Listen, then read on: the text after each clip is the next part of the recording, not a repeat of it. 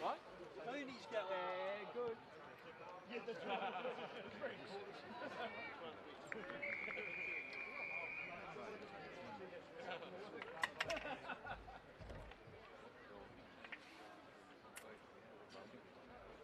So who would be? No.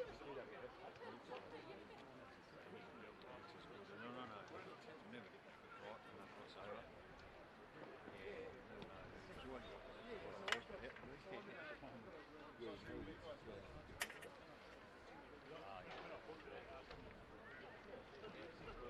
I don't know. Gantry,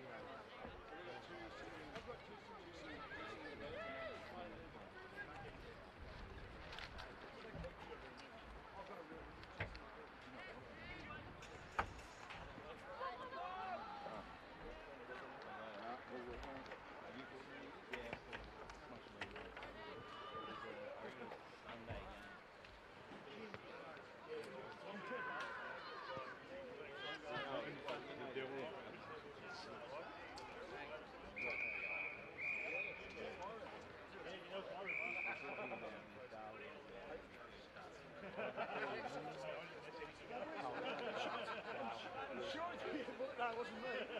So you I'm lie, sure it's a different one. but no marks. Because we've got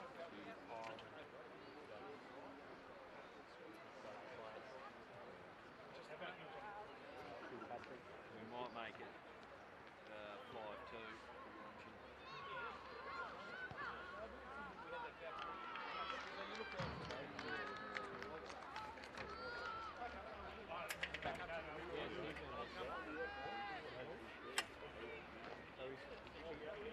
Yeah, he's just.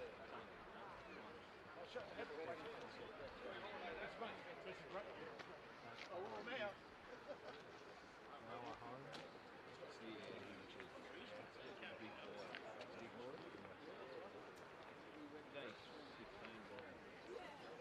Lucky board. So we win the best players on the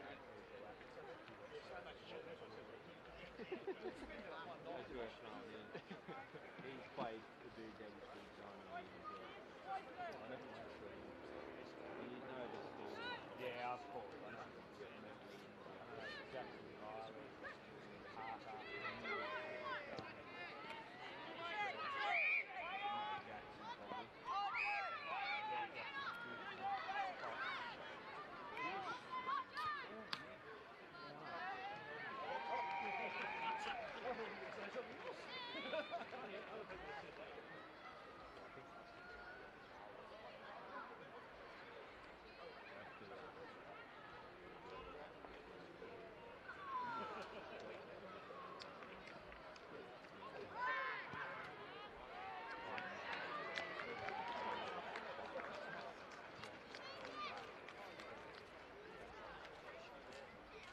A lot of this is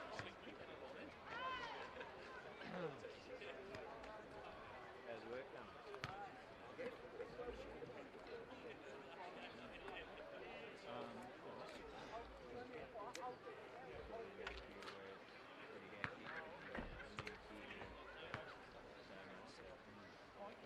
Any voicemail for me, mate? I actually felt really bad because they ran this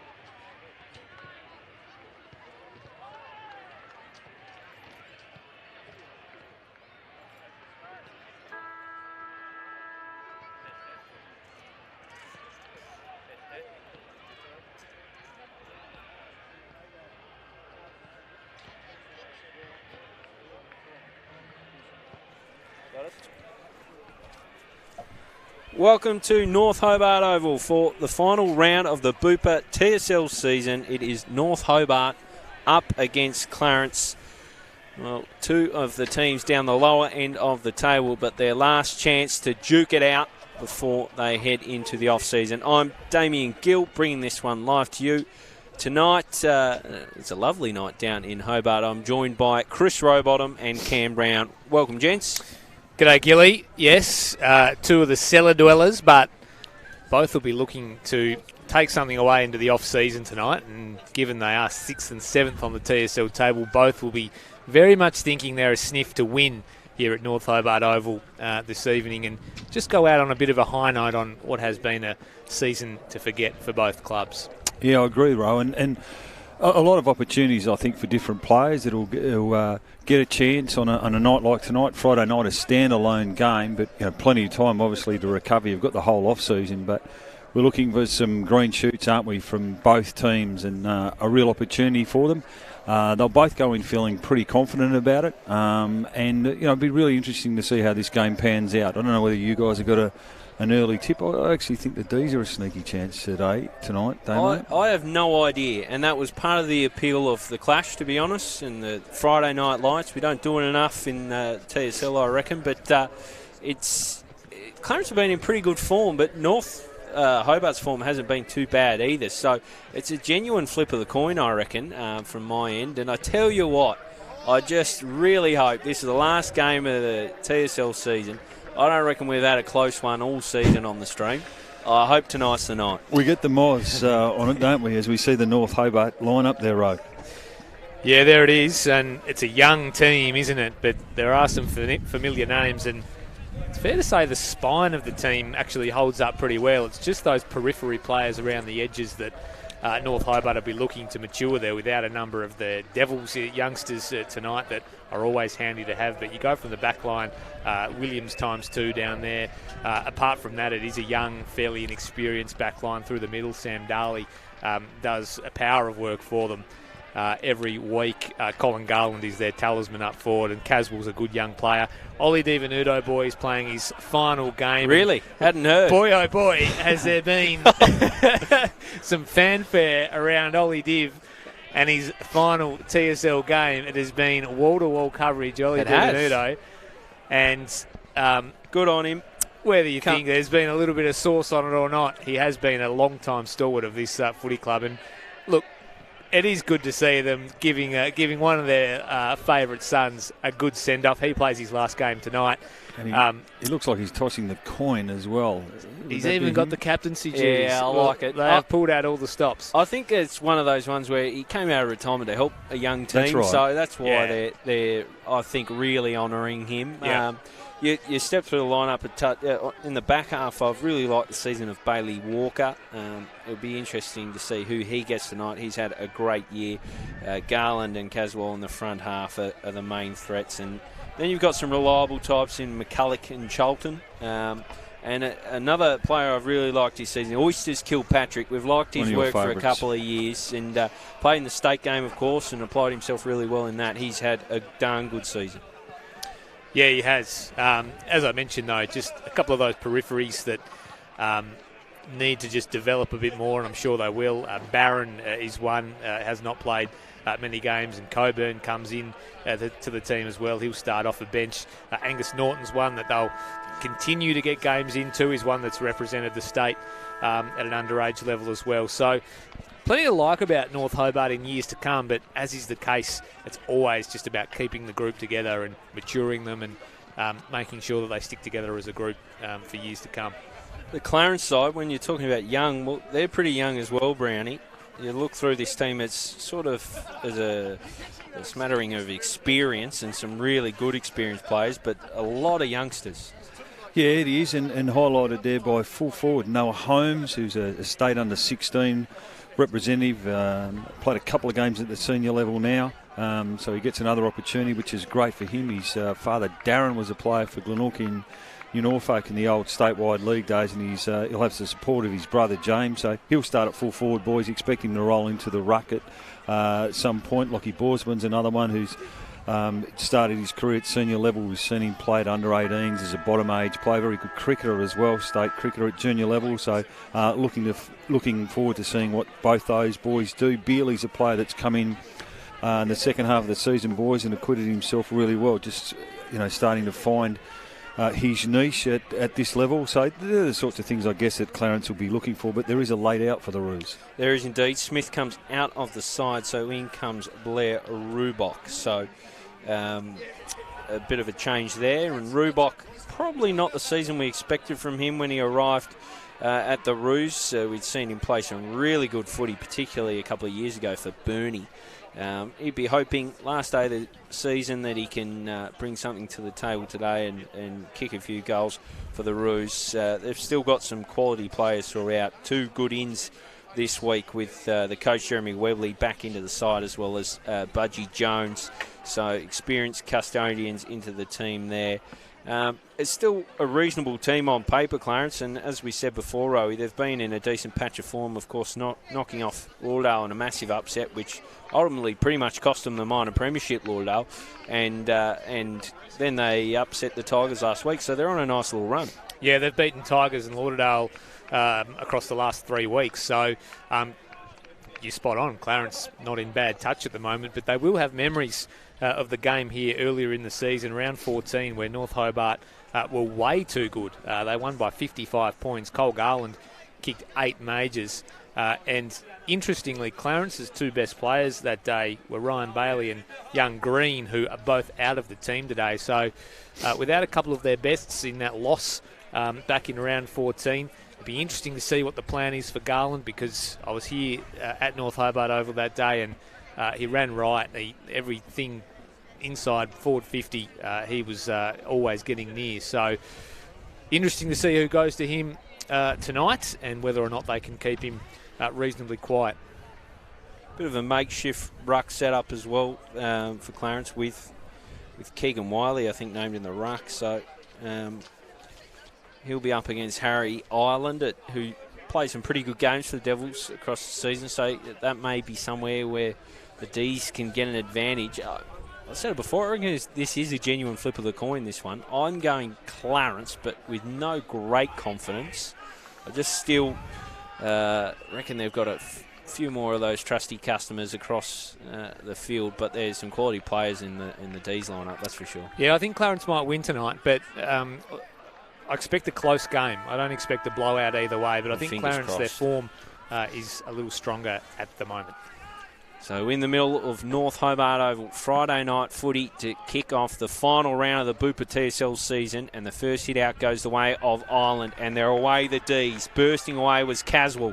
Gets a mongrel kick away. It's blocked down and fed out by the Roos, and it was Bailey. It'll be a stoppage. It was a nice clearance, wasn't it, from Caswell? First to the footy and broke the lines, just the kick let him down. So here we are. Clarence forward 50 already.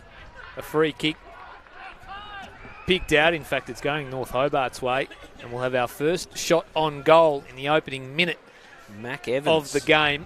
So one of these North Hobart youngsters, Mac Evans, goes in and he's wearing the Jaden Hunt style headband. Yes. I see.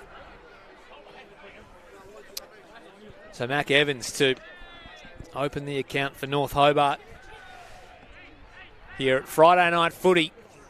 Good looking kick off the boot. It'll just fall short and drift through for a minor score to kick us off this evening. So North Hobart one straight behind Clarence yet to score. We're a minute and 10 seconds gone. So from full back goes Jones. He looks in the direction of his coach. Won't quite get there. Charlton just paddles it along. And they're caught, North Hobart. Players circle around. Just trying to make out who's at the bottom of that. It was Bailey Walker. So it'll be a ball up. Middle of the ground, not far off the bullseye here. North Hobart Oval. Wiley gets best position, gets his kicked away. It was blocked, but it finds its way to Cox, and he just steers it in the path of Webley. Wastes no time, kicks inside forward 50, looking for the big man Holmes. At the fall, who will get it? And it's probably a free kick. It's going to go the way of the Roos, so they'll have their first look on goal. I think it's James Bealey. Bear with us tonight. It's going to be a... No, it's not at all. Try Jack Preshaw. So He's neat by foot. Neat by foot, Preshaw, isn't he, normally? Nice, balanced player. We've seen him use the footy really well across half-back on occasions this year, Gilly. So Preshaw crosses the paint of 50. It'll be a kick, everything of 40. And he threads the needle. So Preshaw and Clarence draw first blood in this Friday night clash. Well, a similar shot distance-wise from the North Hobart player that missed it a little bit earlier in Mac Evans. So a nice finish there from Preshaw. As we said, he's nice balance in one of those players that is making his way in the game. But Weberly and Jared Reid and the coaches, when they look back at the end of this season, they'll be delighted in terms of the amount of games they've got into some of these younger players, Gilly, and he's one of those. And a great start for him, the game. Beautiful finish. Back in the middle, North Hobart, as Clarence draw first blood, 1 straight 6. An early 5-point advantage over North Hobart, who have 1 behind. Bounces a little bit skew-if, but Island got hands to it first. It's ripped out of there by McCulloch. Caswell goes after it again, as does Brady Jones for Clarence. Ripped out of there by a Ruse teammate. Scrubby old ball forward. He's chopped off in defence by Williams. Williams switches it out. It's moved on by Lee. Slipping through the fingers of, I think it was Walker there. No, it might be Williams again. Work it out through Cox. There is Holmes. And he finds the boundary. A few helmets out there tonight. Yeah, I might have misidentified Holmes as Jones already. Well, it's fair enough. It was in the middle of the ground, which is a bit of an experiment as well from the coaching staff. Island brings this one down. Racing onto it was Lewis Johnson, and he's helped out of play, and it'll be brought back in courtesy of the boundary umpire. I haven't spotted him yet, but a rumour that Big Max Gorn, the Melbourne ruckman, is in the house tonight to see his former D's teammate Cole Garland in action. I'm sure he'll be rugged up somewhere, just keeping a low profile, although pretty hard to do if you're Max Gorn. Real hard with that beard, isn't it? Not to mention being about 19 foot tall as well. True. As North Hobart try to work it forward. At that time it was Jones who got out a handball to a teammate in Preshaw, who just conceded a little bit of ground, went back to Bealey, sweeping handball out now to Bailey. He missed his handball, but it eventually got to Jones, just experienced to work his way around, but the short ball is chopped off by Sam Darley. He'll get his first of many possessions for this evening. Long raking ball in the direction of Garland. He got hands to it, but couldn't complete the transaction.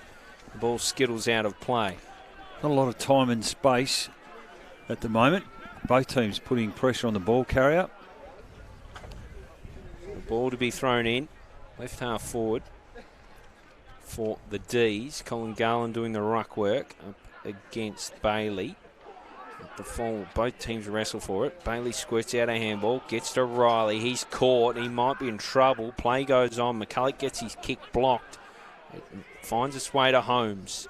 He weaves one way and then just spears a ball out onto the wing. His brother tried to mop it up, but couldn't. It will be thrown in. Far side, front of, the George Miller stand out there. It's not a real exhibition of skills at the moment. It is night footy, and there is probably a layer of dew here at North Hobart Oval as Cox feeds out the handball only as far as Darley. His kick was smothered, and we'll have another boundary throw in on the far side of the ground here at North Hobart Oval. You will have to excuse us this evening. It is a makeshift commentary position as the construction works take hold in the old wet area at North Hobart. But we soldier on as Darley wins the clearance. Kick toward 50 now for North Hobart. Good tackle laid by the youngster in Coburn. Still going. Unable to track the footy. Players will converge and we'll have a stoppage right at the top of 50 for North Hobart. Helmets are in, aren't they? They certainly There's are. so many of them out there. Hard to Usually you can identify someone via the helmet, but there's too many of them. As McCulloch takes a turn in the ruck, he wins it down. It goes to the opposing man in Riley. Gus Norton is caught. Right, you mentioned young Coburn playing his first senior game. He plays with real effort.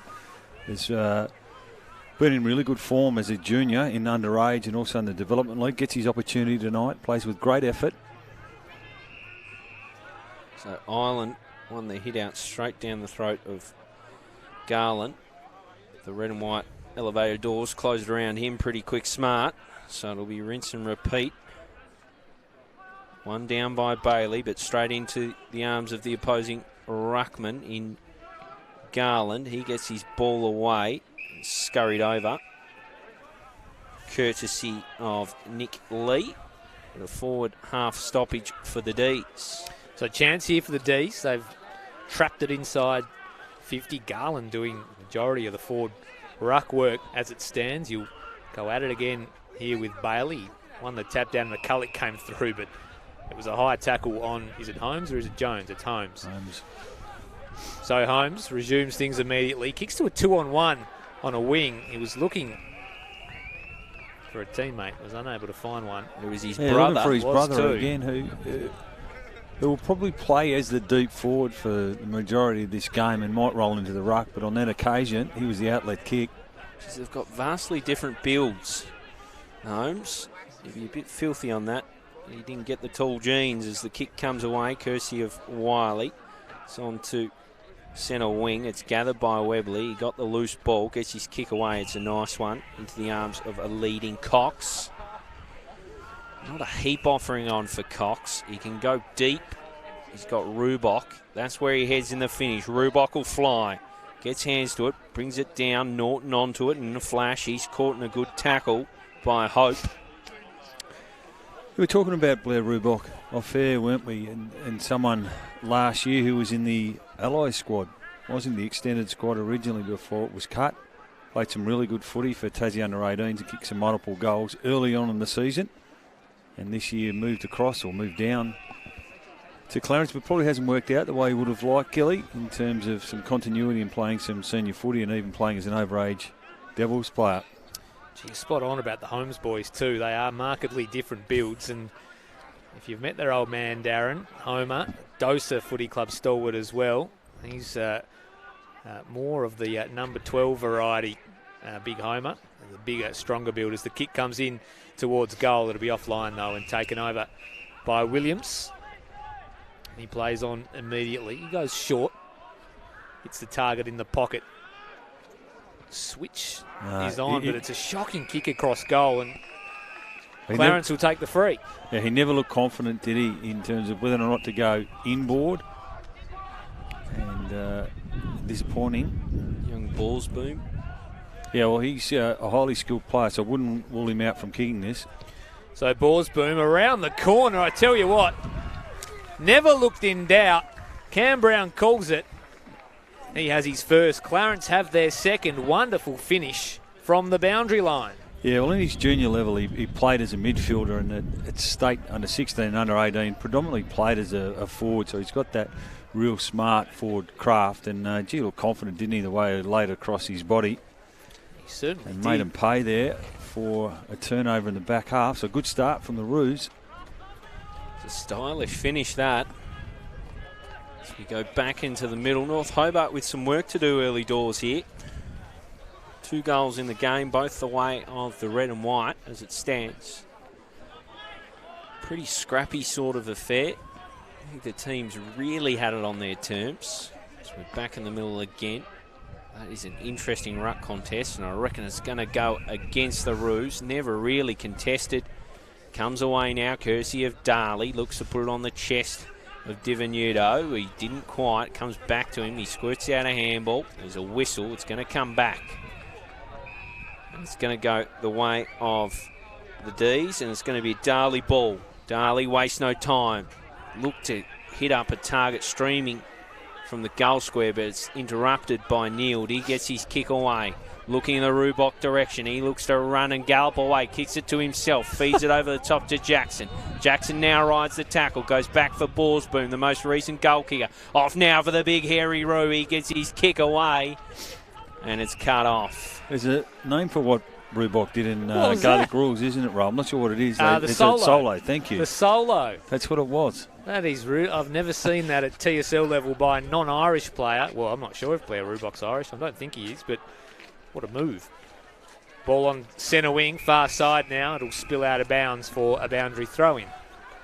You just haven't had connectivity yet with their forwards, North Hobart. They've had a number of inside 50s, but some of their leading forwards just can't quite get separation from their Clarence defenders.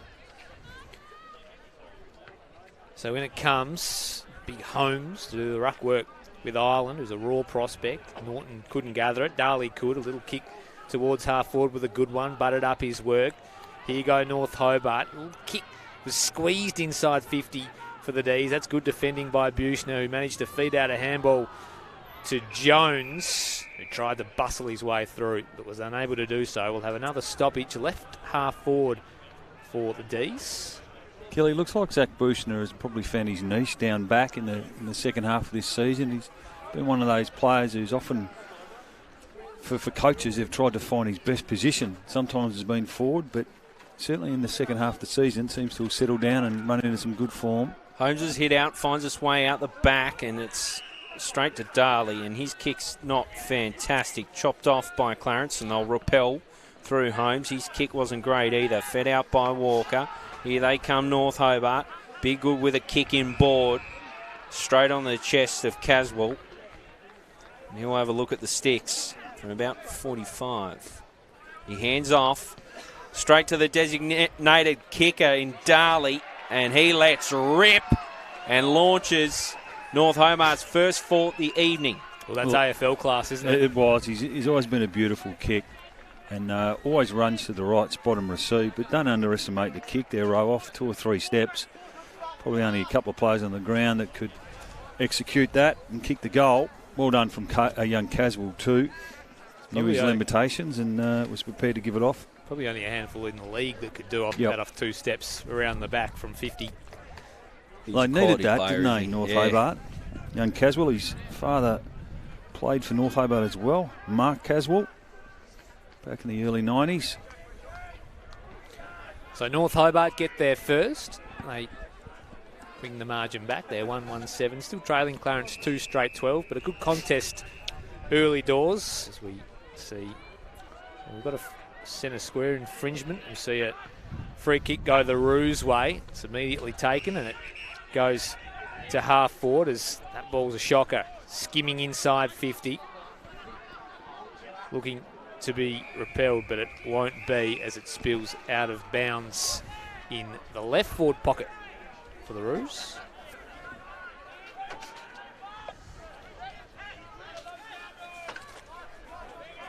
So an interesting little contest forming here. No dominant team on the park thus far. Clarence lead on the scoreboard. They're inside 50 now. Can they snag another one? Howlett couldn't gather cleanly. Rubok's there. Wiley goes off the ground. In the Cox direction, he slipped over and the ball will tumble out of bounds in the right forward pocket for Clarence. And we'll have a good look at the Bev Show's work here. You'd be up and about with your dogs doing well. Brownie, let's see his throw in. Been shallow in recent weeks from the Bev Show. Put him under the pump here as the ball comes in. He's a bit shallow. Wiley straight onto it in flash, gets his kick away. That's a goal. Something for nothing for the Roos. He just raced onto the shallow throw, threw it on the boot, and it skilled its way through. And another one for Clarence. Well, you called it. He was just the first to react, wasn't it, young Wiley, on that occasion? And it was a shallow throw in. And a bit of a gimme goal there. You'd be disappointed if you bear Robertson in the North Hobart coaching box on that occasion. Yeah, well, Wiley attempted to go off the ground in the previous passage of play, so it seems like he's trying to just move things forward by any means necessary. And as you say, first to react at the front of the pack there and just scrambled it onto the boot, and a goal was his reward. So Clarence skip out to 3 straight 18 to North Hobart's 1-1-7. We'll have that bounce recalled. Have a look at it again. Just smart bit of play. Just onto it through the right boot, right through. There was no one back there as the goalkeeper, which might have been an oversight in itself. Another whistle there. So Sam Darley held off the ball. So probably a little bit wary about his work as he just sends in a bullet pass to half forward and hits the chest of Garland. That's an absolute cracking kick. That is silky. And he signalled straight to the goal square as if he's going to go back. And So last time they met, Cole Garland, the former D in the AFL, kicked 8 goals. He's got Bailey for company this time around, though. Kicking for his first here. Sets flyer from about 52. It's working back. It doesn't quite have the journey. It's punched over for a minor score. She got some nice connection on it. How's the kick? The inside 50 kick from Sam Daly. It's a rip up as Weberly plays on. Ball comes straight out of 50. There's a long kick from Weberly. Howlett brought it down. Contesting for it out there. Caswell just keeps it moving. North Hobart player underneath that was Jonty Barwick, and he was caught in a good tackle. So it'll be thrown in. North Hobart did well just to keep it nestled in their forward half there as the rucks collide. Wiley again in the ruck. Charlton just tries to get a kick out. It was unconvincing. They flash out a handball. Coming through is Walker. Brilliant stuff. Gets his kick away. Garland caught behind. The kick didn't favour him. Bailey onto it. He's made this hard work for himself. Onto this is Norton. Feeds inside Divenuto. It'd be fantastic in his final game, but he misfires out to the left. She would have loved that, wouldn't he, the veteran? It would have got the North Hobart faithful well and truly up and about. Ollie Divenuto, the fanfare around the retirement. That's a nice mark taken out there by Holmes, who stands tall in the contest. See something he likes beyond a wing, although kicked straight to a 2-on-1, was looking for Clint Riley. And the North Hobart cavalry arrived to just spike the ball out of bounds. It was a good mark, wasn't it, from Noah Holmes? He's an exciting prospect, isn't he, Randy? That size at just, what is he, 16 years of age? Yeah, 16, a grade 10 student at Sacred Heart College. Down it comes. It's Howlett on the breakaway. He thinks once, thinks twice, goes inside 50 eventually. The big fist came. Good bit of defending. It was Howlett buttering up his own work. This time he might not be so fortunate as he's pinged for holding the ball. Took on the tackler and is punished as Hugh Williams takes the free kick for North Hobart and kicks it straight out on the full. Ran out of real estate there as he tried to find Caswell. Little chiseler in board is good for Jackson. So the Roos have been very efficient inside 50 with the 3 straight. This ball is cut off before it measures to cross the arc. Handed over the top from Bailey to Bushner. Over the top even further for Jackson. He tries the outside of the boot miracle. Never looked bound for a goal, a minor score. There's one part of his game, Ethan Jackson, is that finishing. Gilly often, that was a difficult shot, but often we see him running into goal and doesn't always finish, but he does play with great effort around the contest.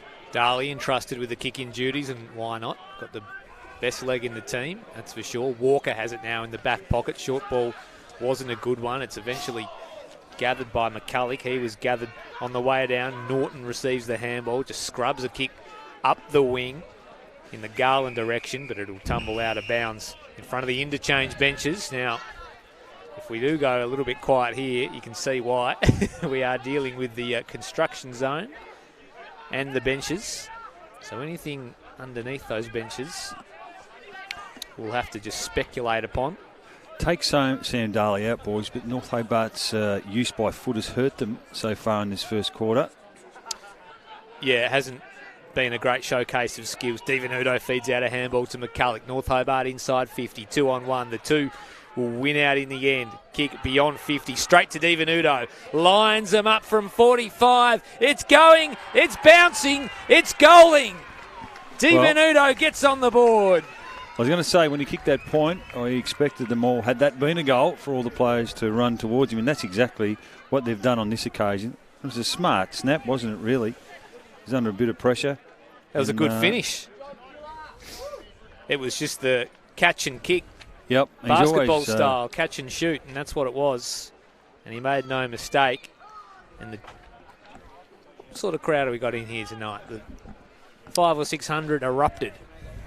They were happy with it, and they cut the margin. It was important for their team too. He's always been a goal kicker, and he's had a couple of moments already in this first quarter, so good for his confidence and the team's.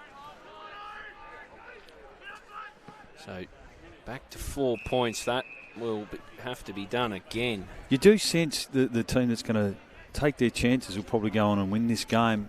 You talk about the Borsman snap, which was from a turnover. The Wiley goal, just opportunistic. So down off Ireland's hands, but it goes the way of the Roos. They kick it outside the square. Breaking onto this one was the youngster Barron. He's caught and he goes back, and they're still in trouble here, North Hobart. Haven't quite got out of dodge.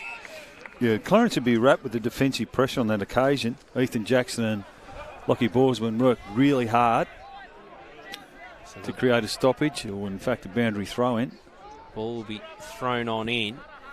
Interesting ruck duel this. Wiley and Ireland. Ireland gets best position, brings it down into his own path, looks to hand off to Darley, but he was smothered. Might have been a fair shout for a free kick there from Preshaw, not to be. Webley over the top for Hallett. He was caught. It's helped inboard by Ireland. Good crumbing work from the Ds. They kick it all the way through McCulloch. Cut off by a fellow helmet in Holmes, who gives to another one in Jones. Over the top now. They move it inside 50. Good raking ball looking in the direction of Noah Holmes. It's just out of his path and bounces out of play. So interesting to see what happens with Darley, whether or not there's a hard tag. Looks like Preshaw is going with him at the moment, whether or not that... You're mad if you don't, in my opinion. Yeah, I think so too. Already shown his ability to cut you up by foot. Ball comes in now. Norton wins it off the tap. Kick beyond 50. Nice mark taken by Wiley. Chance now for the Roos. Switch of play is over the head of Cox, but Riley gets on the end of it. Eventually Cox gets there. Little left foot ball inside 50. Unable to take the mark. Harper came on through. Was unable to take it cleanly. Players will gather and we'll have a stoppage. 45 metres out from the Clarence goal. They lead 3-1-19 to North Hobart 2-3-15. 4 points the difference. 24 minutes gone. Ball up and it's in the arms of McCulloch. Straight from the hit out, and that was quick. We'll have another go at it. It's good pressure applied from the Clarence on ball brigade. Down off the hands of Williams this time. McCulloch pounces onto the ball, but there's a whistle. It's going to come back. It's against Rubach. Be a Cole ball. So Cole hands it off to a runner. And the skipper in Williams, his ball is just short of the intended target. Neil sniffing around it. He'll look to force a stoppage, and he does. Yeah, Neil's an interesting player as well, isn't he? He's a goal kicker, but he's also been sort of lapping up in the back line too. Interesting type coming across from Tigers as the Ds look to get things moving, but only as far as Riley, who kicks inside 50 for Clarence. Nice mark taken, diving by Harper. Tight angle here. So if he sets sail for goal, it'll be from right where the 50-metre line meets the boundary. You would think he might try and just pop it up into a dangerous position. In fact, he just keeps it really, really skinny and kicks it out of bounds on the full. So Harper misses the chance. No score for the Roos. You mentioned Will Cole before, Rowie. Of course, his dad, Anthony, played with both clubs, Clarence and North Hobart. And, played for a long was time. Drafted too at one point to the Swans. Yeah, had a great career. Darley resumes things, kicks beyond 50 for North Hobart. Big fly at the back, unable to be taken. D's progress it further through Walker. Only as far as Buchner, though, who provides a bit of bounce off half-back. That's almost a wonderful kick to Holmes, unable to get past the North Hobart defender. Still under the pump here, the D's in their defensive 50. Jackson came on through, one out the handball. Ball in contention still. Cox lays a big tackle, and they'll lock it in, the Roos. So just a flash there from Buchner. Just looks exciting when That's he gets what he can do. He's always had blistering speed. He's a wonderful athlete, isn't he? That he is.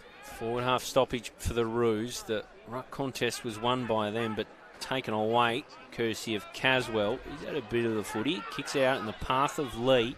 He'll be closed down. Gets his kick away in time. Bouncing towards Garland on the wing quickly. Just smacks it over the top. Gains yardage, and that's valuable in the dying embers of this quarter. Garland having to push up the ground a lot, Brownie. He prefers to be deeper, I think. Yeah, I think that's what they'd like to see him, is inside that forward 50, but you're right. He had to present up on the logos on that occasion. Good matchup, isn't it? Bailey. Yeah, a stalwart for Clarence. Such an honest and consistent player in the back half for the Roos. Has played forward of late. Sent him the back free kick Yeah, made against the D's. It'll go the way of Wiley. Been fairly prominent early, Keegan Wiley. Doing the ruck duties and doing a bit around the ground. Kicked the goal as well. That kick's not his finest as it's immediately chopped off. Walker hands off immediately. Kick comes up the wing. It's a neat ball. Finds Lee. Just look Darley at every occasion looking for the hand off. So Lee kicks in the Garland direction, gets hands to it, unable to rip it down. Clarence have the numbers. Riley has the handball. He gives to Wiley. Can Wiley give it back to Riley? Can Riley get it back to Wiley? Tackles laid by Hope. Ball spills out into North Hobart arms. Kick towards 50. Divenuto's one out. Can he take the mark? He couldn't, but can he scramble on a loose footy? He can't. He was a good inside 50 kick from Barwick. He spotted the matchup that he liked, and Divenuto almost was able to bring it to ground and just get boot to ball, but the outnumber one out in the end as Ling works things out by hand for the Roos. Chance here now to rebound off half back, although they're stopped in their tracks. Ling goes after it again. He's tackled by McCulloch. Umpire blows the whistle, and we'll have a ball up left half forward for the D's. There wouldn't be a lot of time left, Gilly. I wouldn't have thought so. Just 3 points in, an interesting opening turn as it comes out, courtesy of Ireland. Out from McCulloch. He gets his kick deep, looking the direction of Garland, and he got fingernails to it as it found its way over the boundary line. You just sense it's going to be a tight game, don't you, boys? The psychology of footy, last game of the season for both teams. I'd love to go and finish the season with a win. So the ball to come in. Garland doing the ruck work here up against Bailey. He'll fancy himself. Wrestling straight out of the air. Oh, minor score. Got excited. Yeah, big Max Gorn would have been up and about if that had gone through. The volley. I didn't mind it. It was great awareness, wasn't it? Really quick thinking. It seems like a night for that sort of stuff, doesn't it? Yep. So long kick beyond 50 now as Clarence attempt to get things going. Ireland was really good, but then ripped off the footy. He's pinged. I was about to say, surely that's holding the ball now. He's got to move it quickly. There wouldn't be a lot of time left. I'd be going direct and not wide. So Wiley, another disposal, goes wide to Webberley. He's got a man at half forward, Cox. He'll kick with his familiar left boot. Back to Webberley, who just dumps it inside 50. He's aware of the clock. It's almost a nice saving mark going back from the youngster. Unable to be taken in the end. Clarence will work it out by hand. Ling was the first option. Riley the second, but he was set upon by two North Hobart players. Ball spills free. Cox, left foot ball. Couldn't quite hit a target. Kick was affected. Chance now, though, right on the siren. And North Hobart will trail by 2 points going into quarter time. Clarence 3-1-19 to the D's 2-5-17. Tightly contested first term. Yeah, I mean, the quarter went a little bit longer than I would have thought, to be honest. Just 5 goals scored, but it's a scrappy encounter, isn't it, boys? We know North Hobart can sometimes bring that. Just smaller ground in terms of congested footy, and both teams putting a fair bit of pressure on the opposition when they don't have the footy, which has been a key feature of the game. But we just saw on the screen now, he's always been a highly skilled player, Lockie Borsman. He made no mistake, and you just sense that could be the story of the night. Which team takes their opportunities? And we just saw here Caswell, just to lay it off. Really smart to Sam Daly. What a beautiful finish that was. And it looks a pretty tight game. I thought maybe on balance in the first half of the quarter, I thought Clarence looked a better team, and North Hobart just started to win a little bit more of the footy. We just saw the shallow throw in there, and Wiley kicks the goal. But I don't think there's going to be a lot in this game tonight, boys. It seems to me that both teams are really evenly matched, but you can see some of the highly skilled players like Daly, when they've got some time with the footy, and we saw Ollie Divinetto there with a great goal. Just think it's going to be tight. That's my sense of this one. Early stages, I know, but really difficult to see the other team getting on top, if I can put it like that, and running away with the game. I just think both teams are right in and up for a great contest. Neither team, for me, have been able to really get their skills going. No time and space, is there, with the footy? There is good pressure from both teams, and neither teams have been able to pick apart the other with their foot skills. So it has been a bit of a night for just scrapping it forward and finding goals where you can, and taking advantage of free kicks, and Garland out of the air was the right idea, and that sort of stuff. And I think that might continue and be a bit of a theme tonight. But it's an arm wrestle so far. Two young teams going at it. Last game of the season, only Pride to play for. But as we mentioned pre-game, lots to take into an off-season. It's the last memory you have of your footy season, the last game of the year. You don't want to get thumped by 10 goals. You want to go off on a high so you can start to build for next year and start focusing on those positives and just patching the holes where you need to. It's been, an interesting quarter. 2 points in it. Really nicely poised for the following 3 quarters to come. I agree with you, Cam Brown. I thought Clarence early, they got the hop and they looked really nice, and probably shaded by North Hobart back end of that quarter. More shots on target. And I agree with both of you. I think you've both made the point that it's probably the team that takes their chances. And at this point in time, that's Clarence, but they only hold the lead by just 2 points. And quarter time huddles, not far from getting back underway. Have a look at the goal kickers. So Preshaw, Borsboom and Wiley for Clarence with a goal apiece, while Daly with that roost from outside 50, and Ollie Divinetto, who's done a couple of nice things in his farewell match for the D's tonight. A couple of times, hasn't he has. That was a really nice finish. He could have had a goal before it as well. You just wonder, boys, I remember Sam Daly bursting out and hitting Colin Garland, but I don't recall too many forwards marking it inside 50. So a lot of time and space for either forwards from either team at the moment, but might be one of those difficult nights for the forwards and maybe the half forwards. The opportunistic players in both teams might have a say in this one, as opposed to the tall defenders. The tall forwards from either team. Just on Garland too, well held so far by Bailey, who, as you mentioned during the call, he's a stalwart defender of Clarence in the league, and he's doing a good job so far. The supply hasn't quite been there for Garland just yet. The one shot he did have was from about 52 out on a reasonably tough angle, which was, as you say, a bullet pass, hard to stop. I don't think Matty Scarlett would have stopped that. But he's being well held, and he's having to work, he's having to ruck, he's having to get up onto the wings.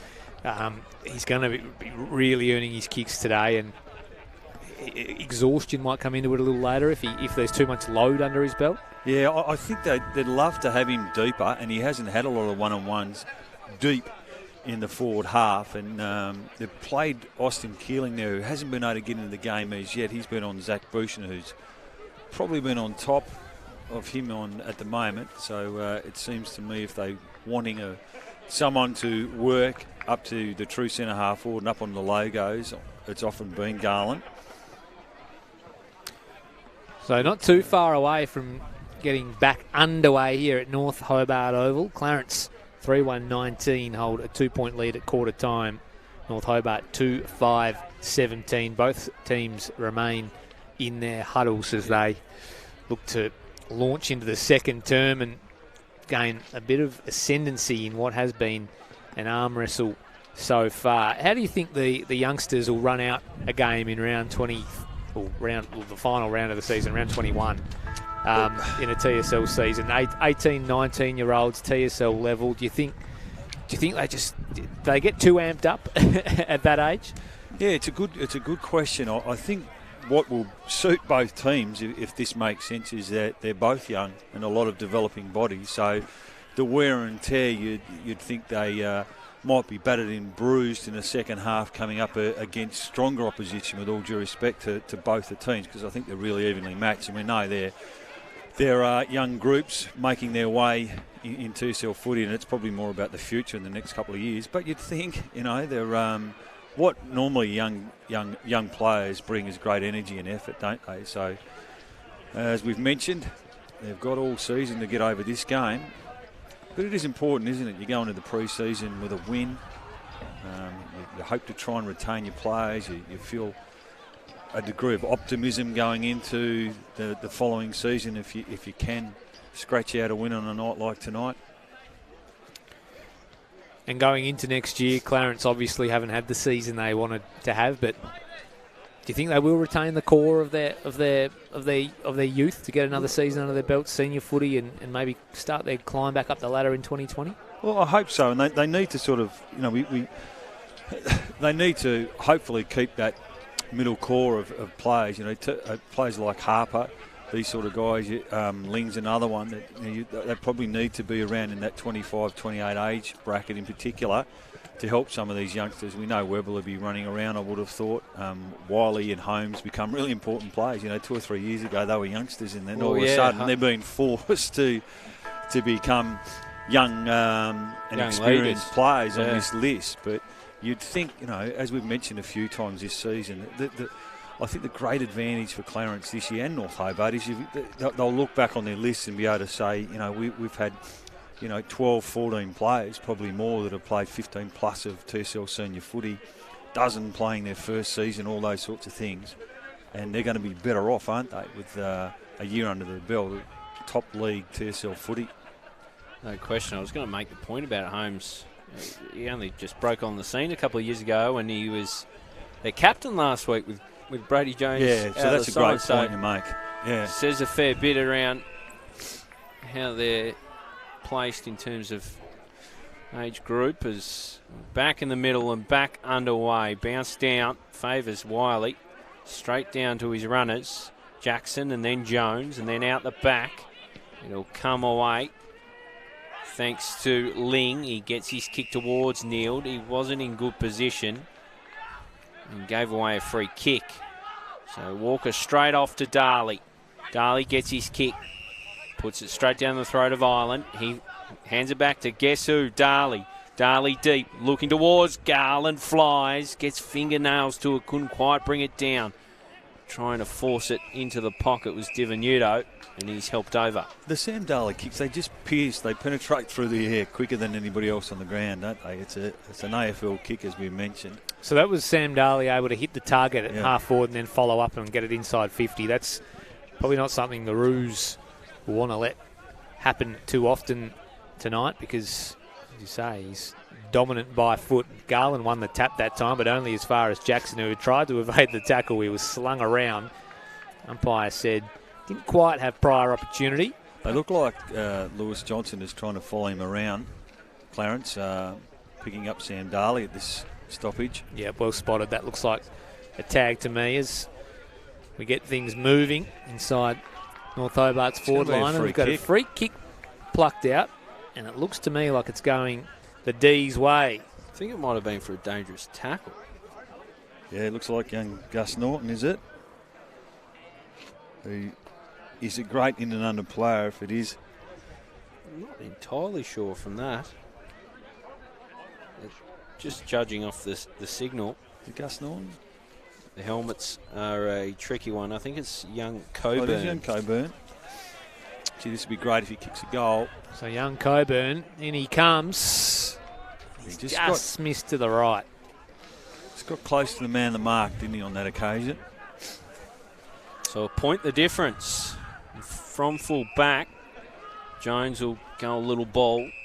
Finds Matt Ling. There's the big hairy root.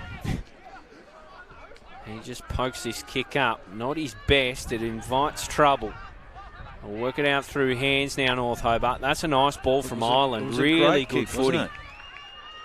From a big man, just to lower his eyes. But you called the ling kick. It just hung in the air, didn't it? And McCulloch takes toll and puts it onto the chest of Garland, who streamed out.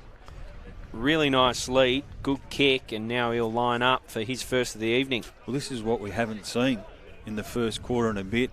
A forward on the lead being hit inside 50.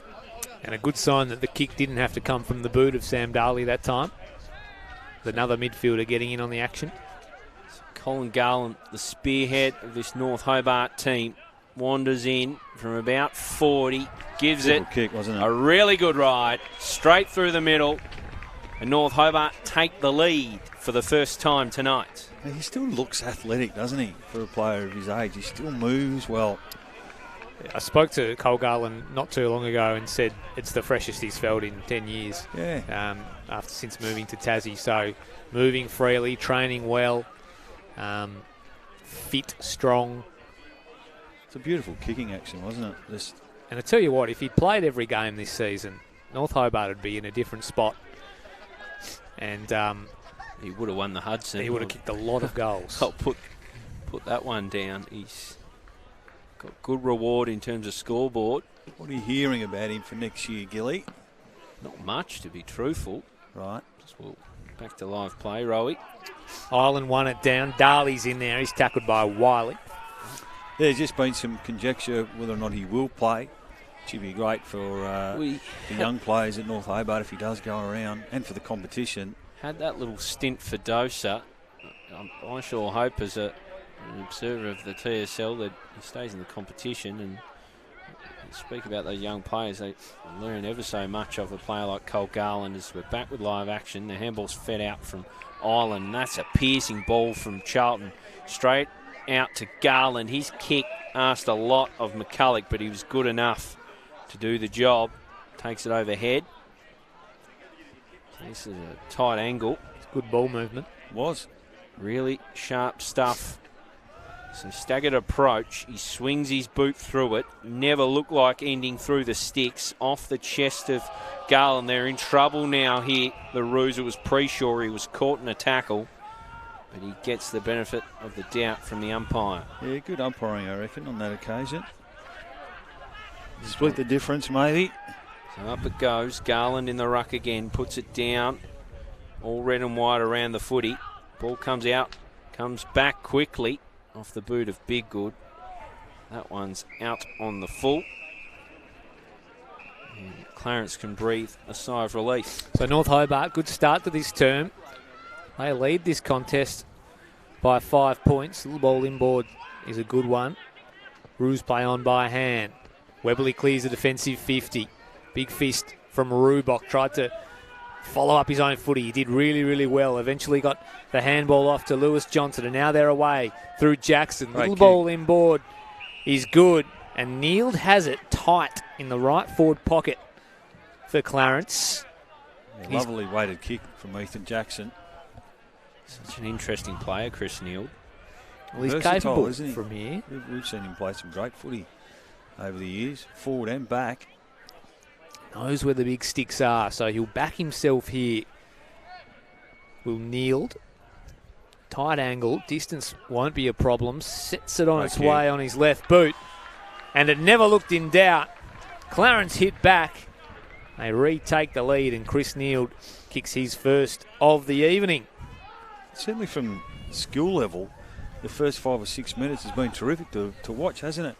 Certainly superseded what we saw in the first quarter, where both teams just couldn't find any real time and space and connection with their play, in particular on the forward half of the ground. But well, both teams look a bit more measured. Yeah, they do. Been pretty slick, really. The quick ball movement, feature of the modern game. When it pays off like that, it's great to watch. We're back in the middle again.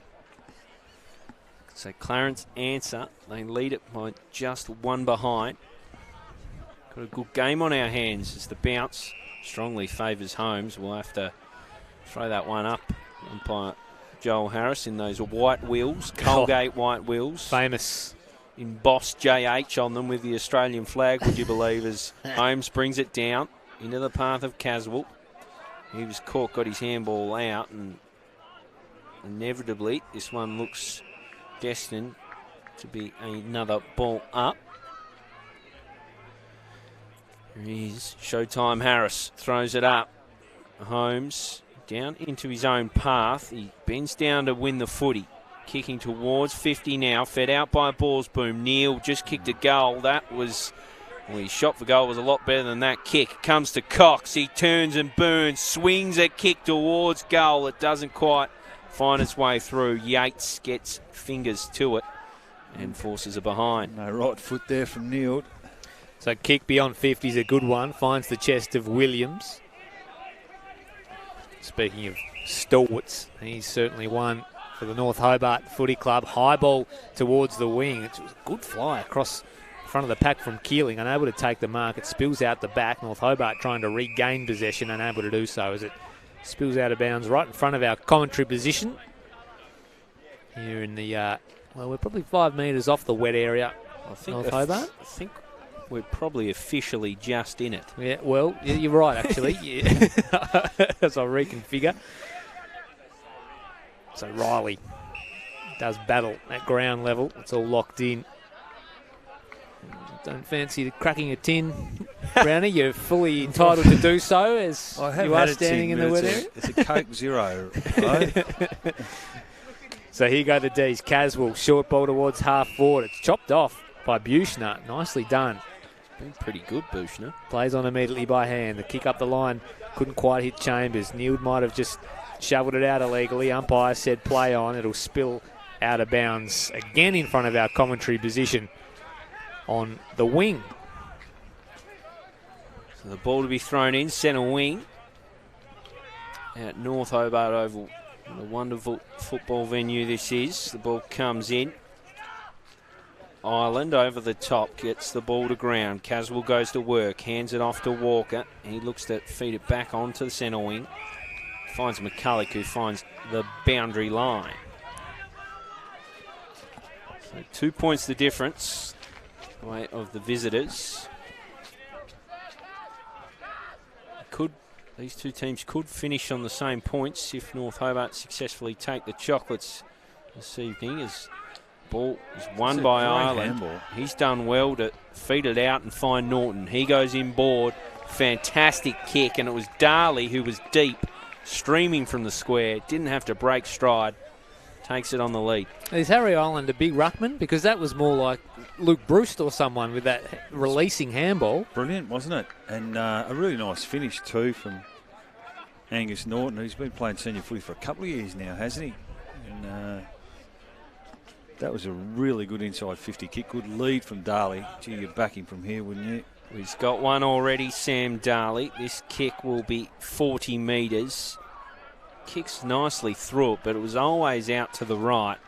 Remains so, a minor score. He was almost too directly in front, if that makes sense. The kick had to be too straight. Needed something more of a challenge, you think, Riley? Yeah, that's right. Short ball inboard. He's a good one. Ball's boom. Gets things moving. So the Roos through Bealey, looking to create something off half back. That is a good kick as they move it now by hand through the middle of the ground. Preshaw has it. He goes by hand to Holmes. He goes by hand as well. Slipped out of the grass, but the kick inside 50 was almost a really good one. Mark unable to be taken. Fighting for the footy now. High ball towards goal. Holmes is underneath it. Got hands to it. Was punched away. Hope was at the fall of the footy. Couldn't take it cleanly. Norton goes in hard. He's tackled. The umpire says, I'll have it, please. 35 metres out from goal. That was good movement through the middle of the ground there from the Roos. Here they go again. Holmes contesting the ruck, tries to go in after it. Caswell was held off and managed to gather the footy and swing the boot onto it and clear defensive 50. North Hobart will win a free kick and get out of jail. Gee, I thought it could have been 50. And Coburn again, well done. Little pokey ball. Eventually finds its way to Kilpatrick. We haven't called his name too often. No, he's been quiet. Takes a running bounce and kicks towards the arc. Cut off by Jones. He'll ride a tackle now. He was clipped high in the process. No, he clipped high. So it'll go the way of Norton. He puts it out in the path of Darley. He's spending some time forward, potentially to shake that tag. He's off the shoelaces of the Clarence defender. Yeah, good call. He certainly is spending time forward to shed the tag of that Lewis Johnson. It's an interesting move. It's a dangerous proposition virtually wherever he is. At the moment, he has Matt Ling for companies. The ball comes in, fisted on by Garland. Still there for North Hobart. A wrestle for the footy. It's Lee and Howlett. Be another 4.5 stoppage. This quarter's 13 and change old as it's one straight out of the ruck by Garland, and he puts his hands on his head because he knew the goals were right there for him if he could have connected with the kick. Didn't quite hit it right. It'll be another stoppage. It's a dangerous area though, dangerous zone for the Roos, especially with Cole Garland sniffing around. Looks to shield the footy. Over the top came Bailey. Divenuto just gets a kick away. Jackson trying to race onto it. Eventually gets the footy. Squeezes out a ball. Bouncing towards the arc. And out it goes. You're right, it was a dangerous area, but the Roos did okay.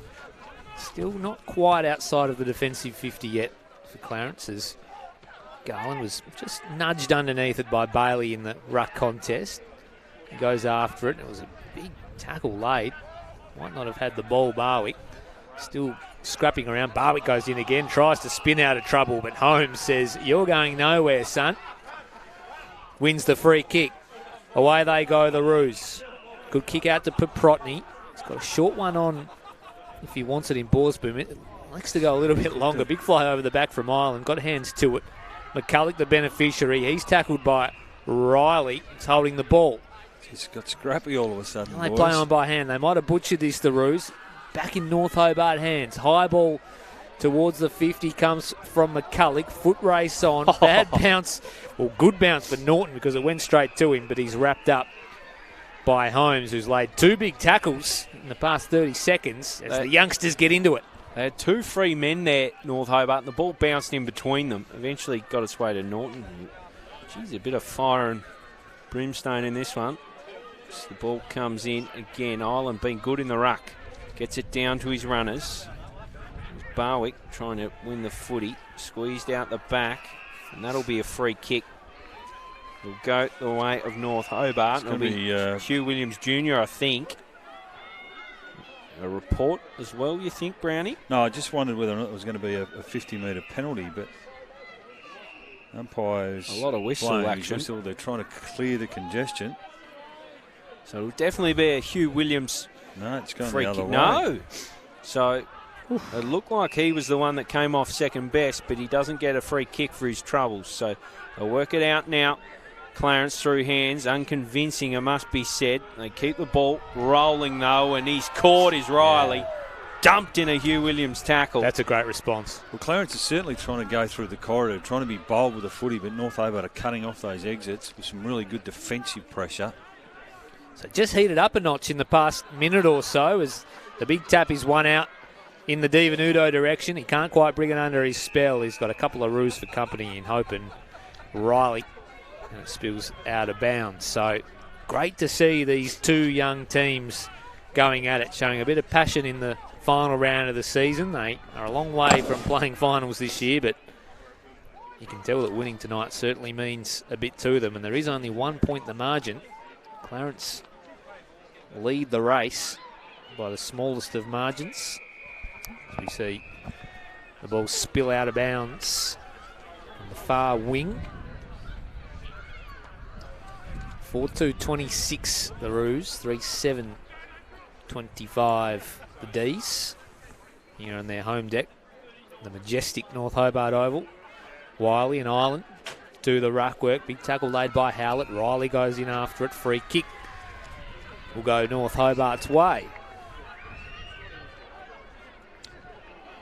So North Hobart, a little ball into the middle of the ground. He's just playing with fire. They won't get burnt because the big tackle was laid by Yates in the end. It was a dicey old ball from Charlton, wasn't it? Into the middle, invited pressure, and up they go again. Interesting ruck duel, this one. Both had moments. Jackson gets his kick away. The foot race is Harper and Yates. The latter gets to it first, but runs out of tarmac. He's just tightened up, hasn't it? The last 5 or 10 minutes. Not a lot of time and space with the footy for either team. And the ball to be thrown in front of the George Miller stand here at North Hobart Oval. The hosts trail Clarence by a point. Onto the ball was Wiley. He got it down for Jackson. Sniffing around this was Charlton, but it goes the other way for Clarence Boot, looking for Harper. He lost where the footy was. Eventually gets it courtesy of Riley. He was clipped. Should get a free kick here. Harper. Bustling through was Yates. He's got Holmes one out. Wastes no time. Gets his kick deep. Looking for the youngster Holmes. Doesn't quite get to him. Onto it first was that young Cleaver? Clifford, sorry. Made up a name there. Clifford. And out it goes. So, yeah, tight and tense, this one, Brownie. So right forward pocket for the Roos. Looking for their 5th of the evening.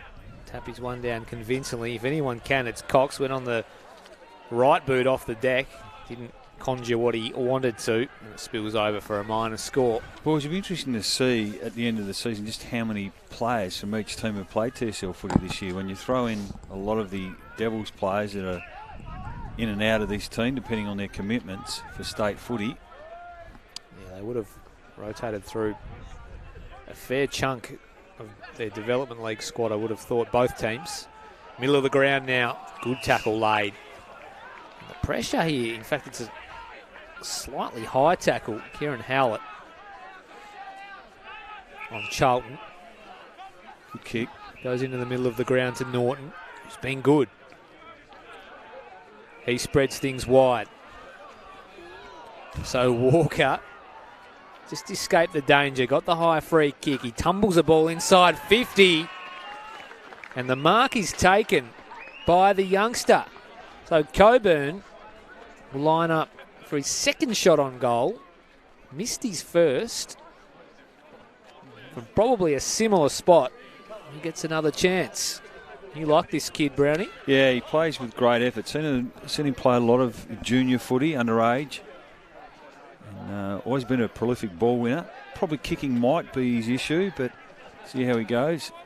So Coburn, and he misses to the right where he missed last time. So, oh, look, the good sign for him, though, Ro, he's had a couple of looks at it. And from the first gamer, he hasn't looked out of place at all. He can just polish up by foot. Well, they've been inaccurate, North Hobart. 3-8 now. Plays 4-2. We just had a period of the game in the first 5 or 6 minutes where it really opened up for both teams in terms of time and space and finding their forwards on the lead. But the last 15 minutes has been a bit of a dour struggle, hasn't it? Has indeed. Charlton looks to get his kick away. The ball was blocked. They farm it out. It's now with Norton. He gets it into the middle looking for Big Good. It's the Ryder Jackson tackle. It's a really good one. Forces a stoppage. The tackling's been good tonight. They've stuck, haven't they? Yeah, both teams have tackled really well. Now, I think the umpires have both come in here. Yeah. Holmes and Keeling in the ruck. So Holmes brings it down, looking for Riley. Doesn't quite get to him, but he tackles Big Good. Forces another stoppage. So this is more in keeping with the first term. Did have that really stellar opening to this quarter as Darley now on ball. He's caught.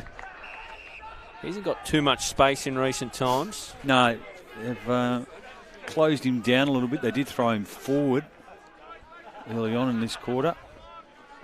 An arm wrestle. We might finally get a close one on the TSL stream as goes up again. Keeling down. Riley. Caught from both sides by red and blue jumpers.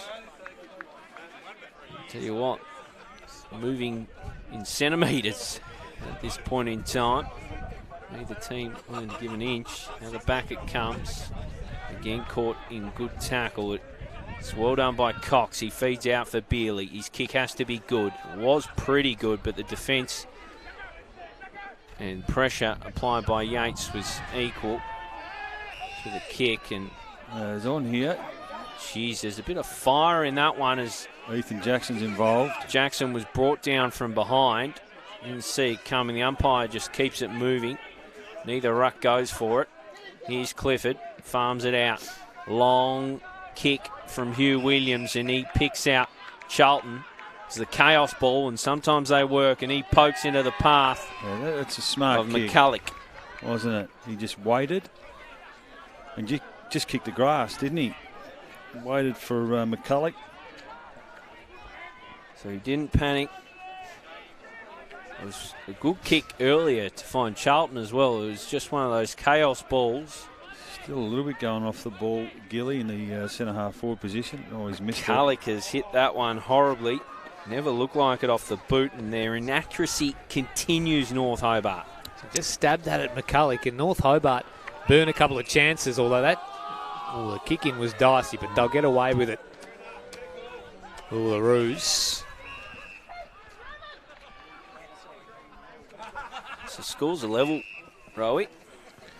So all tied up here at North Hobart as Hope, well, he tried to find the shoelaces of Holmes. He had to really work to maintain possession of the footy. He did so, but he was mobbed. We'll have a stoppage inside the Roos defensive 50. 27 apiece. 24 minutes and change gone in the second term.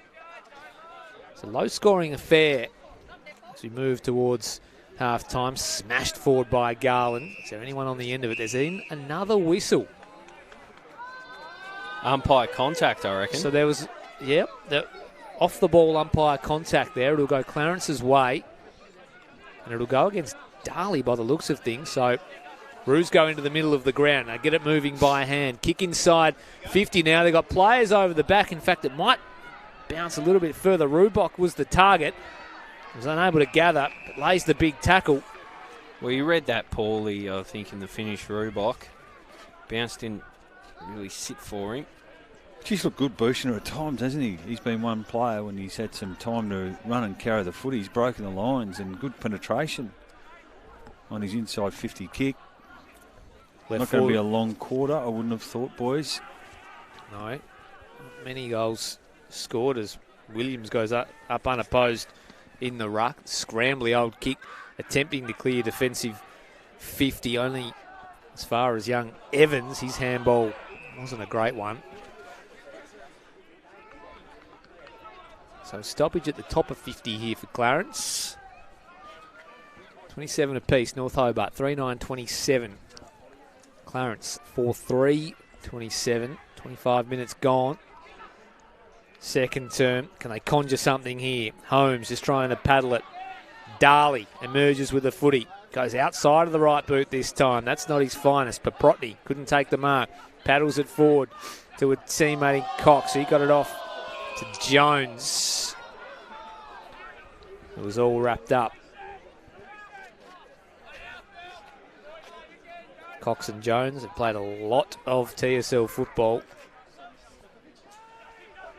Two players who know what they're doing as the siren sounds. That signals the end of the first half.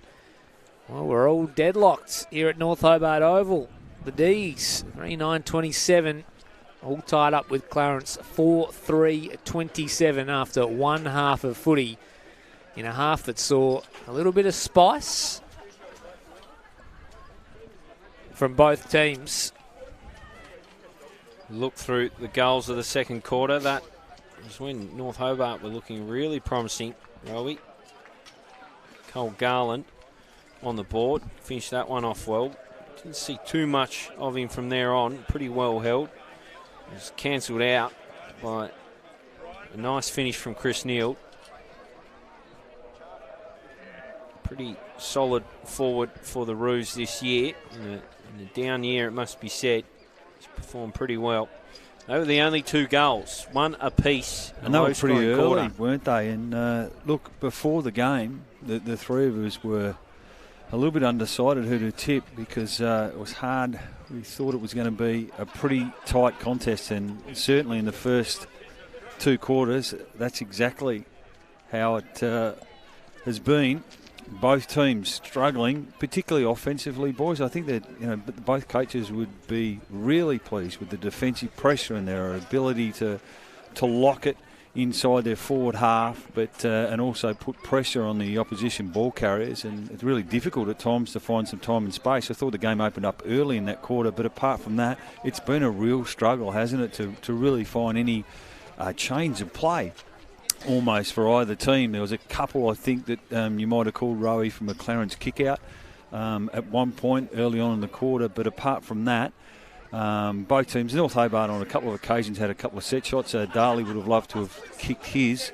And it might just be that night where you've got to take your chances. That seems to me the way the game is looming. And it might be 8 to 10 goals might go on and win this game. But it really is a struggle. I think both teams will go in. They'll know they've got a half a footy to try and rectify it, but it's the offensive part of the game that is probably letting both teams down on the moment. You talk about taking your chances. North Hobart 3 goals, 9 for the first half, and there was probably 3 really gettable goals. Yeah. There was the 2 from the youngster in Coburn, who, 35 metres out. I know he's only a young kid, but kick at least one of those, you would have thought. And then McCulloch missed one that he probably should have put away as well. And so even Darley, you probably would have thought he'd kick that. I know it was a harder kick. For a player of his standard, that's one you almost mark down. I think you make good points, and on balance, maybe North Hobart would feel like they should be in front by a couple of goals. Potentially we saw... we keep going on a low-scoring game. The Borsman goal, which was from a turnover, Wiley's opportunistic goal, wasn't it, from the boundary throw-in? So there hasn't been a real lot of patterns of play where you've had that, had those chances. So when you do get them, you've certainly got to make them pay. So both teams would probably think in that forward inside 50 entries could be better in their conversion. But what we have got is a really tight contest, and we've been jinxed on the stream, haven't we, Ro, over the journey? So we can't be too critical because these players are, a lot of them, young, heaps of teenagers in both teams. So what they do is bring great energy and effort, and it's all set up for what I think is going to be a really tight second half. It's all set up indeed and all locked at 27 apiece. We'll have a break from commentary and be back with the second half. Stay with us here at North Hobart Oval.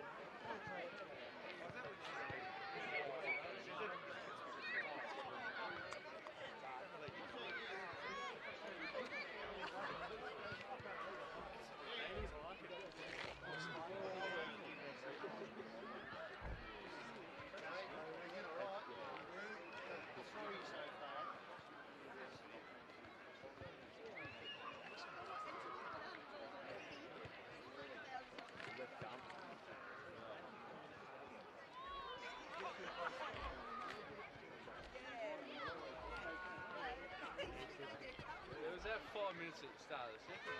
Yeah, started second. It was like good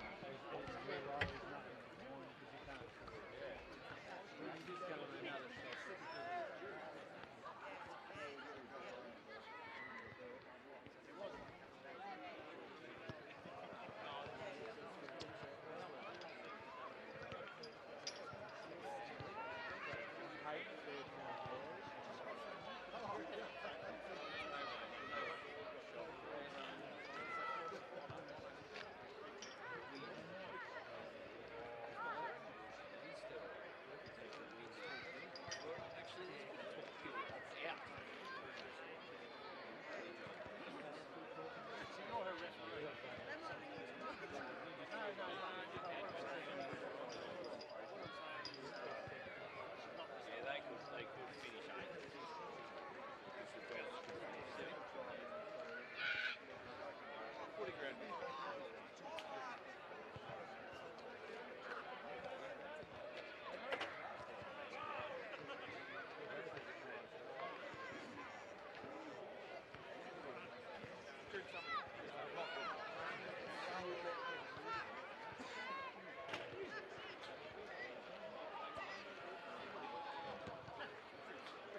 If Collingwood win tonight, they play 2 weeks. That's what I was thinking. It'll be Collingwood 5th.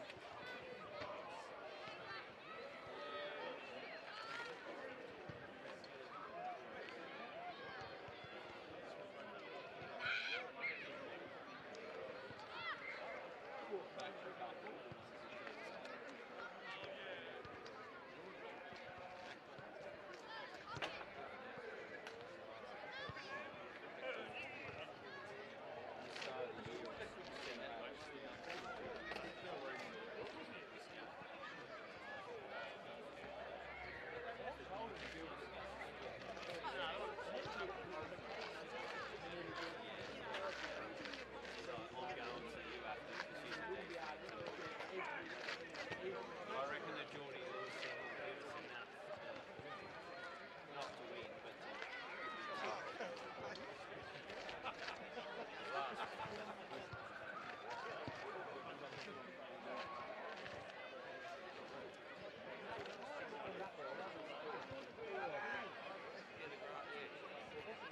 big wagon. Yeah, looks tremendous.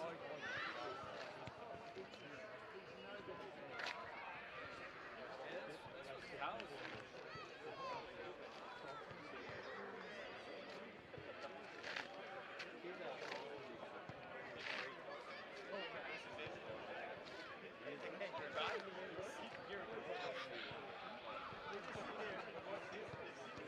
It's all March. Outside of this.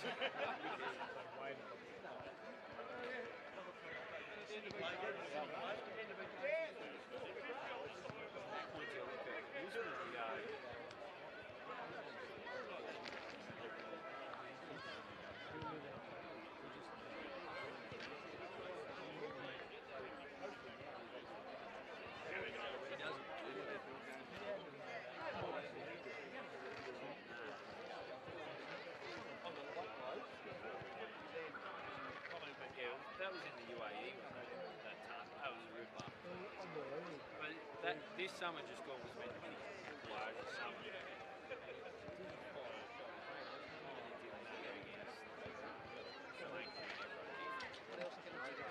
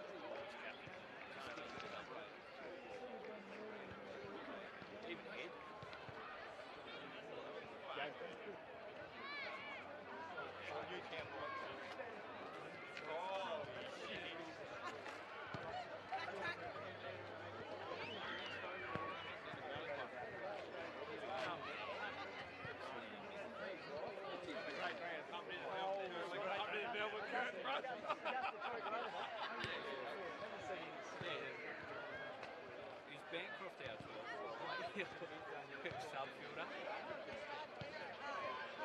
Gets late. You just be bringing him on full lead. He's unbelievable. About all he was adding to the team.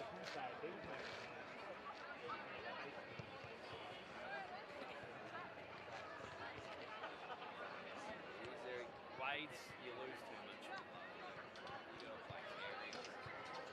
The way Carey batted the World Cup. Like, I know he's first class records maker, but my honest is some people just look like players. You know, Carey.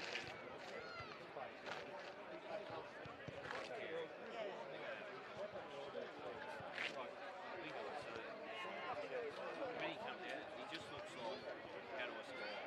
He's not playing, he's paid. It's just about survival.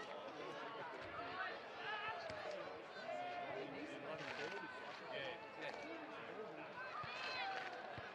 Runs just too bad.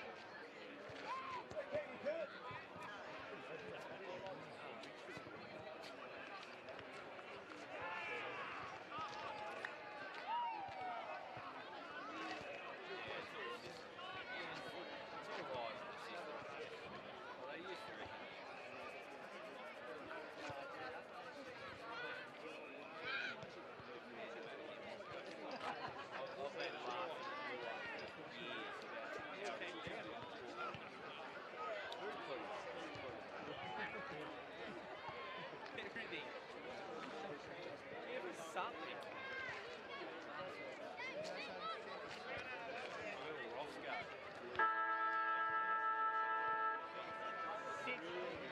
Since that day.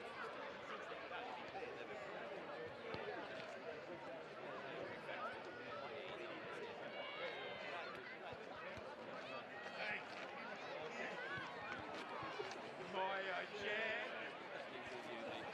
The Russian. They look that on.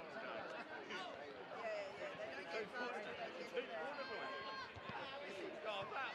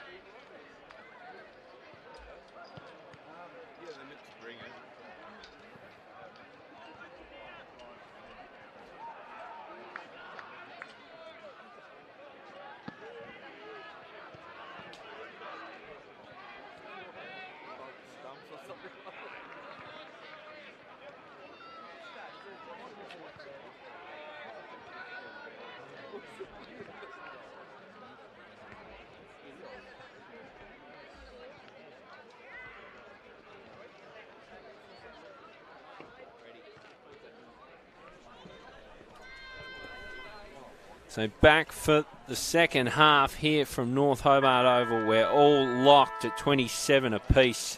It's been a scratchy, cagey old affair thus far.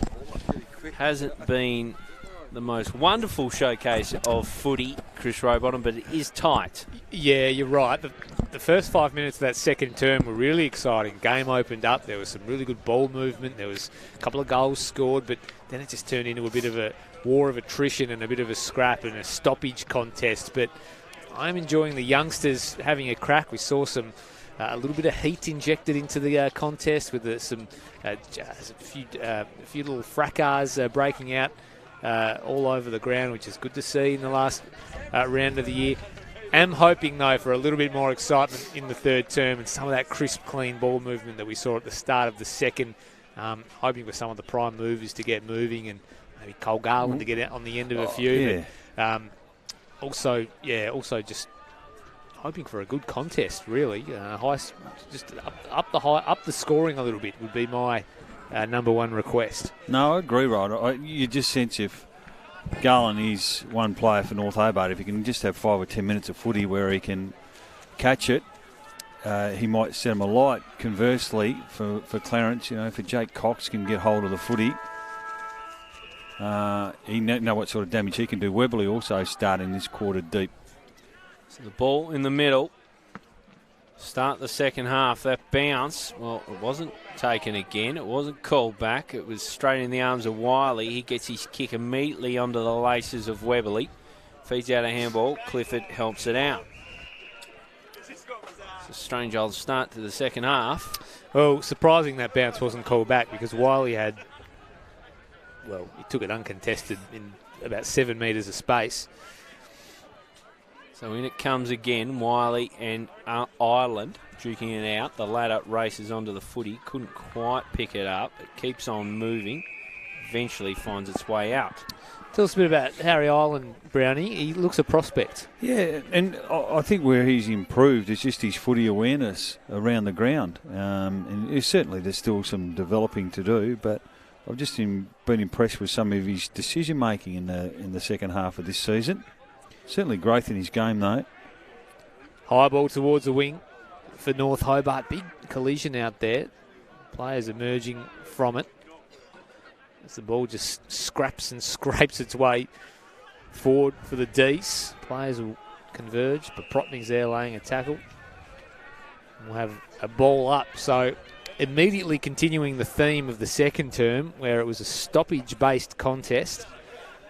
Up it goes again. There is Ireland winning it down. Jackson will get the kick away for Clarence. High ball towards half forward. Nice mark taken in defence by Williams. He gets it on to Kilpatrick by hand, and the short ball is good.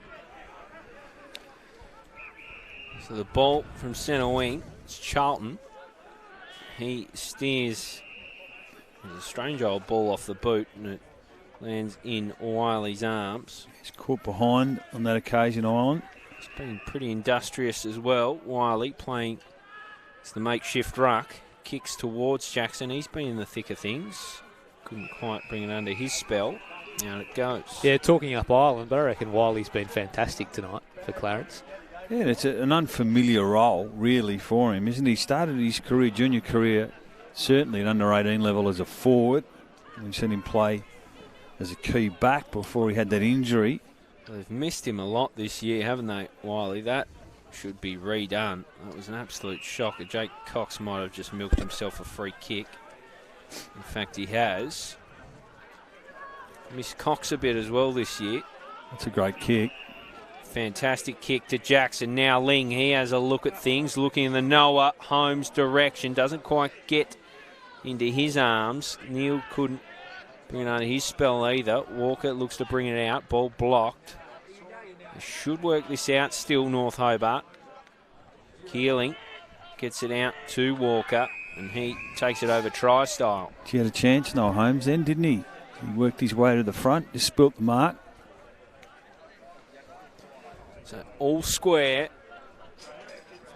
in the opening passages of this third term. The ball to be thrown in again. So when it comes, the Roos looking for the opening score, but the tap only come down as far as Charlton, who just bangs the footy in the Garland direction up the wing. He had Bailey for company, who might have just copped one across the chops. Stephen Udo emerges with the footy, tried to release teammate. Bealey was on the other end of it, though. He's dragged down off the footy. Chance for the D's here. Handball inside 50. It's immediately chopped off. Roos trying to work it out. Jones gets it across to a teammate. He goes by hand where Bailey's receiving treatment on a wing. Bumbling old ball. Borsboom emerges with it. They'll get away with things here. Clarence off the boot of Bushner, who kicks into the middle of the ground, into nobody in particular. He had Weberly running for him, who got there in pretty good time. Williams went after it, and Weberly did well to force a stoppage at right half forward. I didn't actually mind the kick. It was searching, and it was made to be perhaps a little bit better by the efforts of Jeremy Weberly. He backed the pace of the coach, and he showed a bit of spring in his step there, didn't he, the old man? Showed some toe. Goes up again. Caswell comes out of the stoppage with the footy. His kick's a shocker. It ends up in the arms of Clifford. Handball inboard. Missed the initial target. Norton went in after it. On hands and knees. The players converge. Bealey's there as well. Yet another stoppage.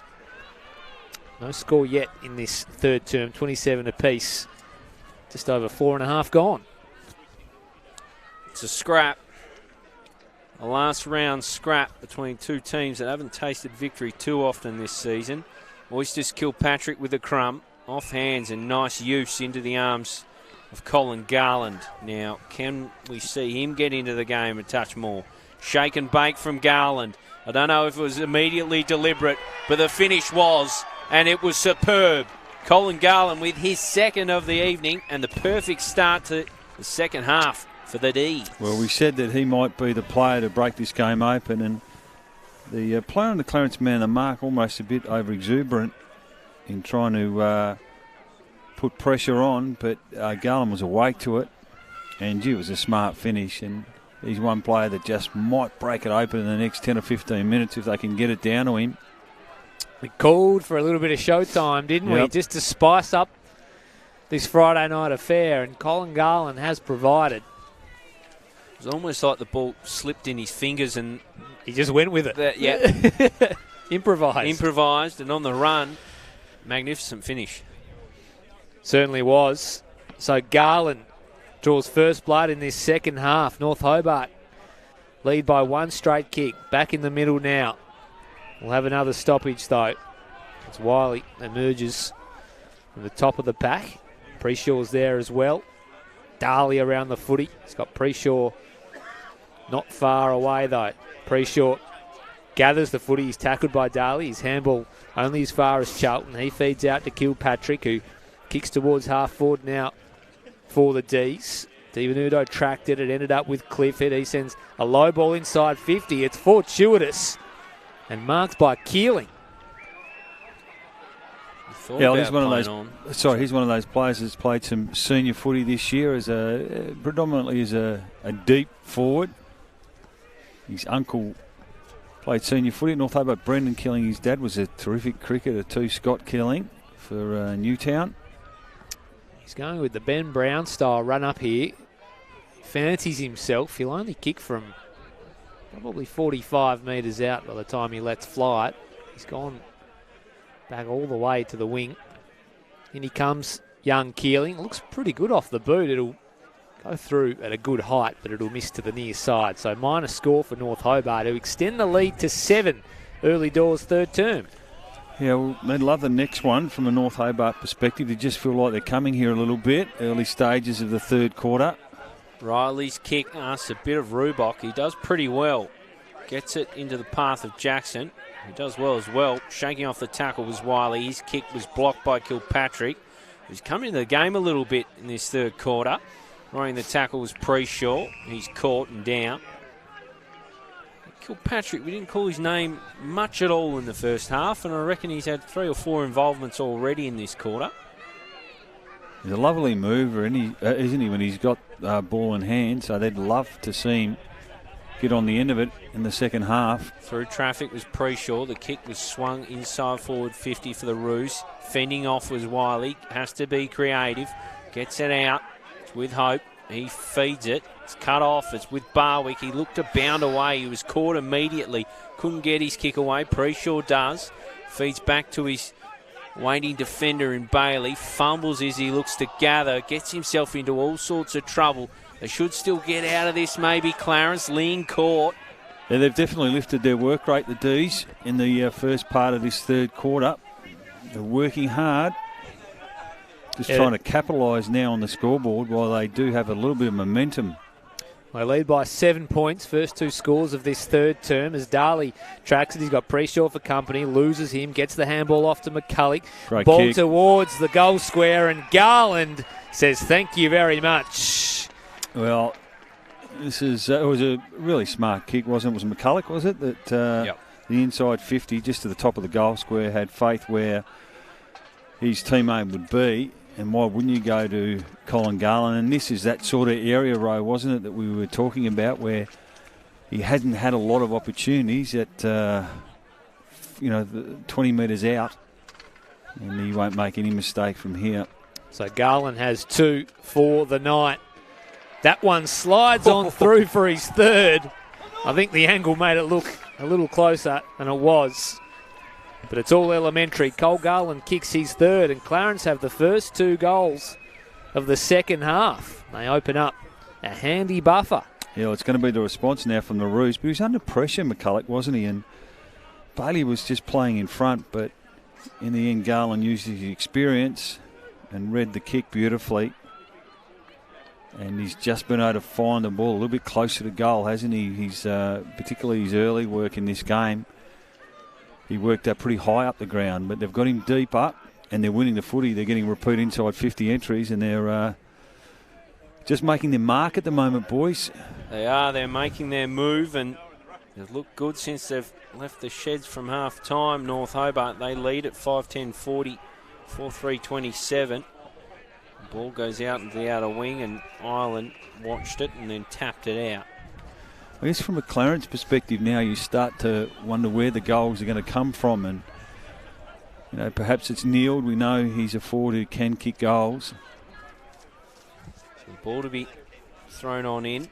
Young Holmes having a stint on the ruck. He brings it down. McCulloch gathers, gets it out to Norton. He looks for Barwick with his kick. Doesn't quite get to him. Skids by him, and then Garland He's crying for a free kick. Brought it to ground and Clarence pounced. Riley feeds out a handball. Cut off by McCulloch. Sweeping kick forward. All Clarence. Will be Holmes. Looks to switch it up and find Neild. Where's the next kick for Clarence? He just pops it up and it favours Hugh Williams, but Jackson did pretty well to make a contest of it. Fed out the back. Williams loses the footy. Jackson now looks at the sticks and just gets enough on the kick to put it into the path of Rubok.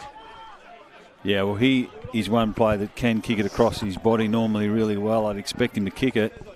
And he does. Blair Rubok answers the call for Clarence. A much-needed goal in this third quarter. Yeah, it's a good response from the Roos. It's been a while since they've kicked one, and Blair Rubok, he's always had great forward craft, particularly when kicking across his body, and they've moved him deep forward.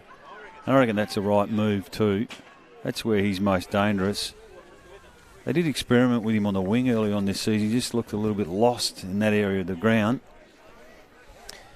Back to 7. Clarence 5-3, 33. They trail the D's 5-10, 40. 2 goals to 1 already in this third term. It's what we wanted to see after a pretty dire first half. Cole Garland with a couple and Blair Rubok, who's into the team tonight, replacing Jacob Smith in the named lineup. He made no mistake to hit back for the Roos. Back in the middle now. They'll go again here, the D's, through McCulloch. Left foot ball towards half forward is a good one. Nick Lee comes out, takes the mark on his chest. His kick's an absolute shocker. It might fall, though, fortuitously. In fact, it did. Chance now for Garland, who goes one way, then the other. Can he kick a fourth? Yes, he can. Yeah, well, there it is. And don't underestimate it. I think it was a smart handball here from Keeling. Just a look away, and it was a nice sidestep from Garland, wasn't it? And 3 in the first 13 minutes. And he's made him pay, hasn't he? 13, and we thought, potentially if they could get it down there, he just might be that player that breaks this game open, and he certainly has done that. And North Hobart now push Sam Darley too deep, and Garland comes a little bit higher up the ground. They're winning it out of the middle, Brownie. They are, and they're just getting in them, aren't they, on the inside, winning a lot of the contested footy. And if you give Cole Garland a good enough look, he'll put him on the board, as we've seen this quarter. 3 in the quarter, 4 for the game. He's looming as a game breaker as Caswell feeds it out. Big good now. Another clearing kick for the D's. It came down. Howlett was sniffing around, as is Bealey. He's caught. They're just getting across the ground. A bit better at the moment, the Demons. Winning the clearances too. No doubt. So far in this term. Up it comes. A knockdown into the path. Jones, who tried to... He's going to get this, Angus Norton. Create his own path, but he was all wrapped up. And Jones maybe in years gone by might have just bustled on through there, but not tonight.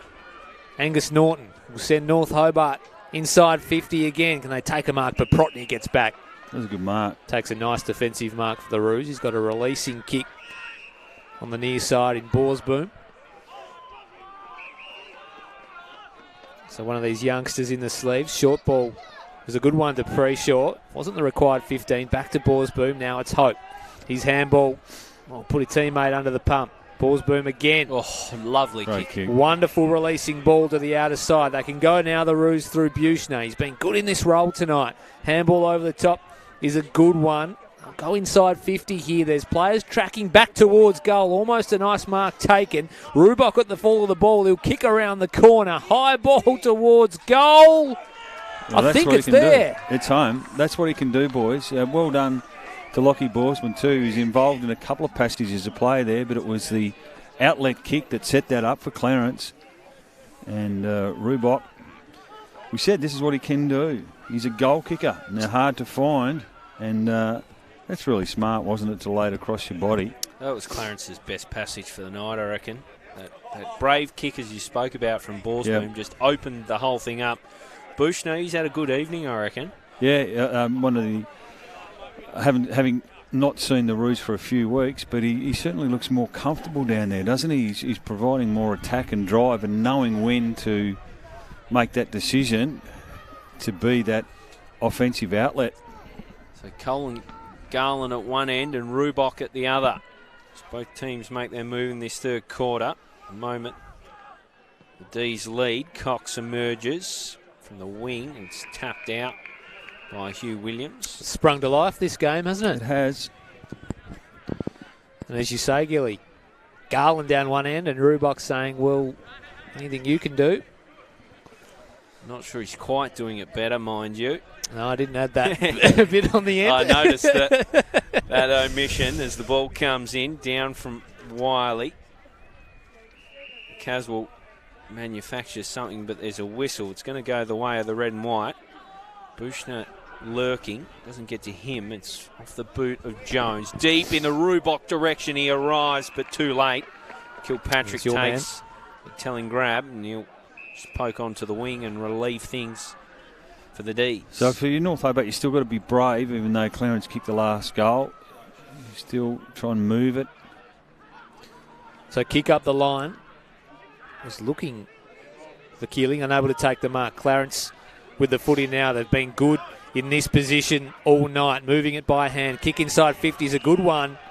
And they'll have another shot on goal here, the Roos. So the ball movement Rubok again. picking up. He's got explosive speed.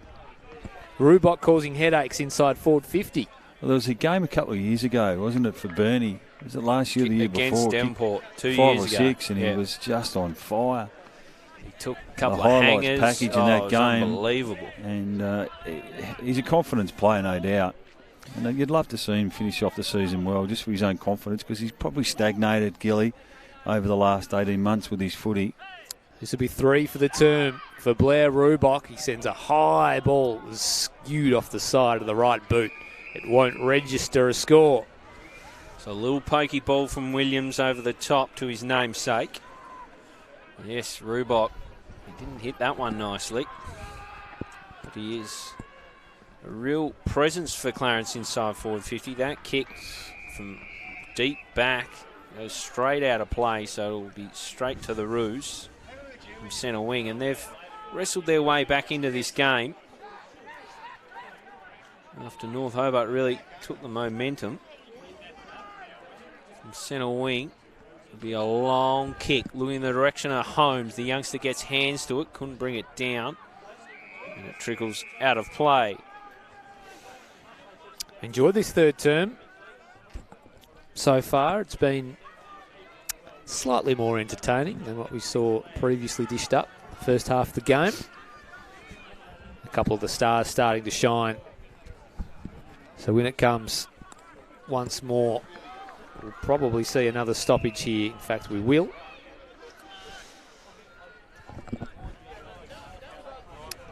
So North Hobart, they hold the lead. 6-10, 46, 6-3, 39. The Roos. There's Coburn trying to get another kick away. Clifford came on through. Handball over the top was a good one. Skidding ball towards the wing. Bushner on the end of it. Handball away to Jones. The kick was affected. And he was just shuffled out of bounds. Boundary throw in. Far side of the ground. Crowd in good voice. Holmes goes up in the ruck. Wins it down to Jones. Gets a scrappy ball forward, only as far as Charlton. He goes to Darley by hand. He kicks around the corner looking for Caswell, unable to take the mark. Ling did well in the contest. Ball to be won at ground level. Buchner was really good. Releasing handball now for the Roos. Another chance to go inside 50. Target was missed. Kick was overcooked. A chance now for North Hobart, So the although ball, I that reckon. was really, really dicey work from young Barron, who just took his time. Was it Getting Lewis rid of the Johnson that footy. just missed the kick on that occasion? Gee, maybe fortunately for him, Clarence still got another look at it. And Neil Tough pocket, though, from here. take a good finish. Neiled is crafty. He'll go around the body. Looked okay off the boot, but it'll miss. And a minor score is recorded. So Clarence edge the margin back to one straight kick there. 6-4-40. North Hobart 6-10-46. 21 minutes gone, third term. Bailey now pounces on a loose footy, sends one long towards a square, nailed the target. He's convinced the umpire it was a grab. He might. There wasn't a lot of remonstrating from Kilpatrick. Doesn't look too happy now. I expect to see him maybe open up the angle here. Yeah, I think his way through this, he can probably open it up and kick it. So Neil had a look from a little further out and a little tighter. Comes around, does the business this time, Neil, and again squares up this contest. Well, it's been a terrific response from Clarence. The first 10 to 15 minutes of this quarter, it looked all North Hobart, didn't it? On the back of Colin Garland in particular, and their work rate around the middle of the ground. They won a lot of the ball inside. They're able to flip it around and get some repeat inside 50 entries. But just in the last 5 minutes or so, boys, it's been a great response from the Roos, and importantly, they've put it on the scoreboard once again. We're back to 0-0, really, essentially, aren't we? Well, I got the feeling North Hobart might just skip away. They had a look about it, didn't it? Yeah, not only did they kick the goals through Colin Garland, but they were then winning clearances off the back of that. But Clarence, as you say, have corked the flow and kicked a couple themselves, and they've put away tougher chances. Harper into the ruck here. So Harper going to the ruck. He gets nowhere near it, as you'd probably expect.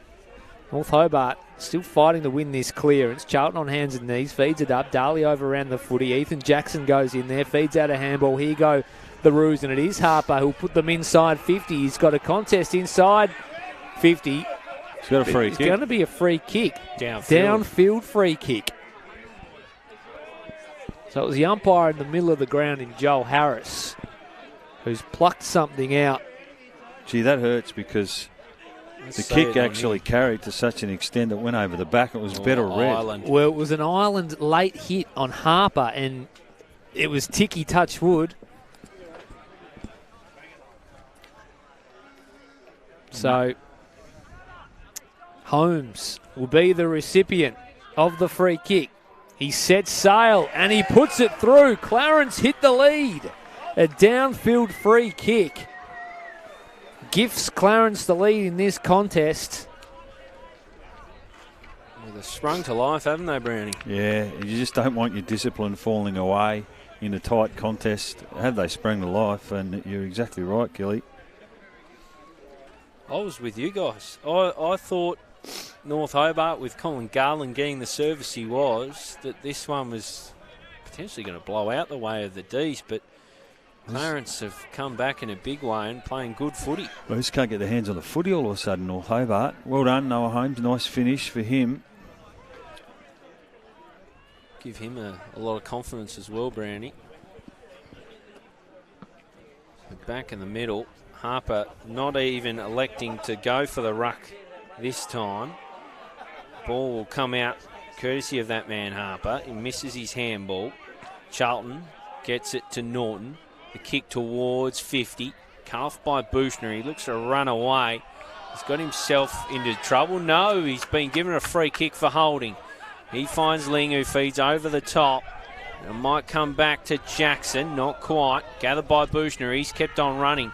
He feeds it to Proprotny. Over the top. It's fed to Harper. Harper through hands to Lewis Johnson. He's got a right to tackle immediately. He's ground to the turf. The feedback from Nicky McGann. He wasn't happy with the kick down the field. Been good by hand tonight, Clarence. Been able to work their way up the ground via handball. It's been effective so far. Let's see if they can go again and extend this lead. Umpire says a high tackle has been paid, so they will get a chance, and it will be that man Harper to take the kick. So all of a sudden, the Roos getting the rub of the green, and via another free kick, will look to extend this lead to 12. Sure, we'll get a replay at some point, but it must be said live. I thought it was there, that one. So Harper, for his first of the evening, he's been thrown into the ruck. He's won himself a free kick. He'll set sail from 40. Horrible. Shocker. misses the lot. So North Hobart get a let-off. So we'll have a look at that free kick again. I think it was there. Yeah, it was there against the youngster in Barron. They're good at milking them these days as well, the way they drop the shoulders. So the ball back with live action. It's kicked onto the wing and fisted out by Jason Bailey. I mean, the thing is, Clarence look like they have the momentum, but having said that, if North Hobart can just hold, go into three-quarter time, goal down, they're going to have their opportunities in the last quarter. When they do have their hands on the footy, you've just got to make them pay, don't you?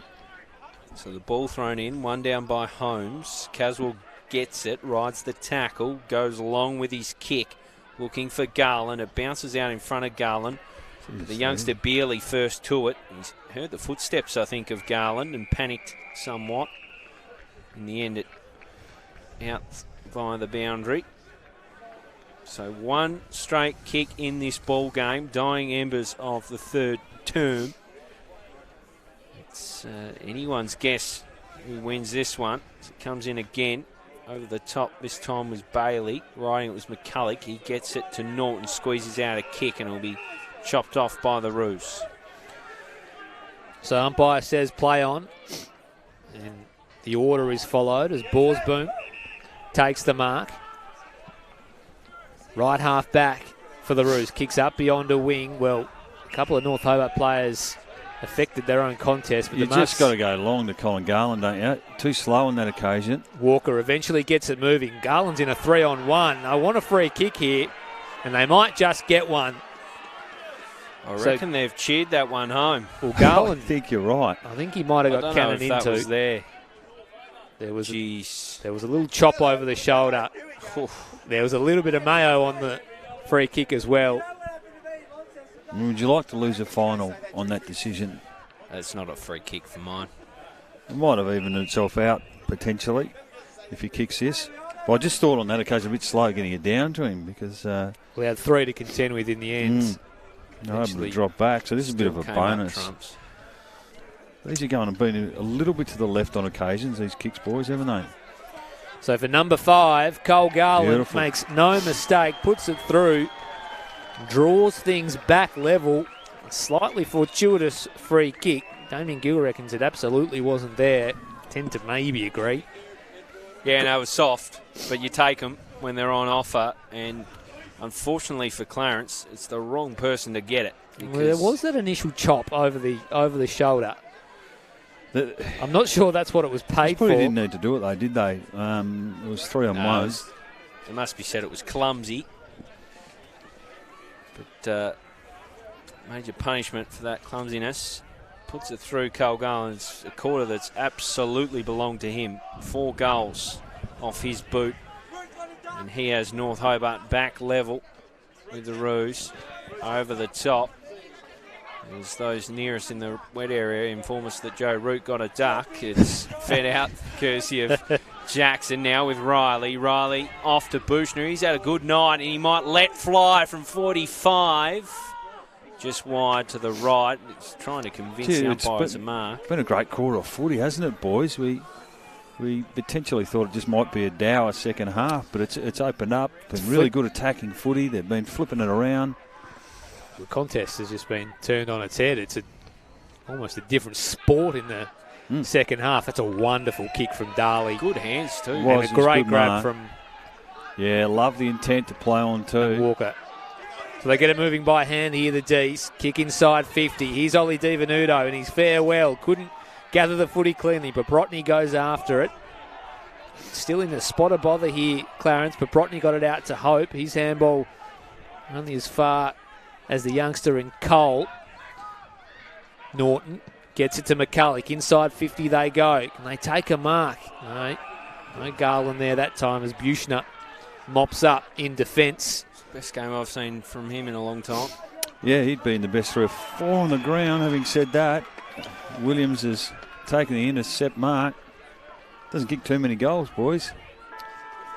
Well, he's going to have a ping here because the siren has sounded for 3/4 time.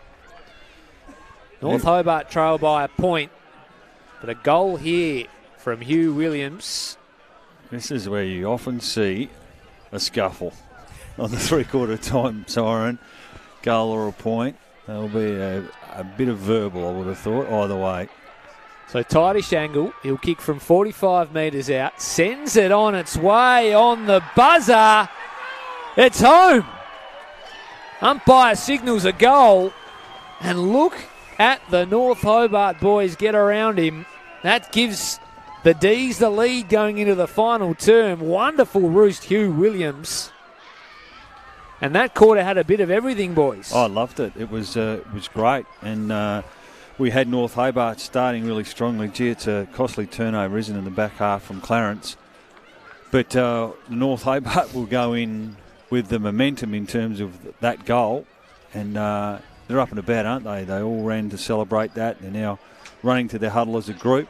Having said that, Clarence only 5 points behind. But North Hobart, I thought the first 10 or 15 minutes was terrific. And then we saw Clarence fight back really strongly. And once again, a response from the D's just when it looked like Clarence may be finishing off the quarter. So, gee, what a great contest. 30 minutes to go. And that last 5 minutes in particular was played like a final, wasn't it? The way the both teams went about it. And we're all set up for an exciting finish. And it's probably just going to get down to who takes their opportunities as we have a look at the highlights here, Rowan. We thought, gee, if Colin Garland can get his hands on the footy, he might be the game breaker, and he was in the first part of that third quarter. Kick 4 for the term. He has 5 for the match, and it was this goal here that you've just seen where he sold the dummy to kick his first. Here's another one where he just positioned himself nicely behind Bailey. Kick from McCulloch, wasn't it? Kick was a ripper, well weighted from McCulloch. He just snuck it home, Garland.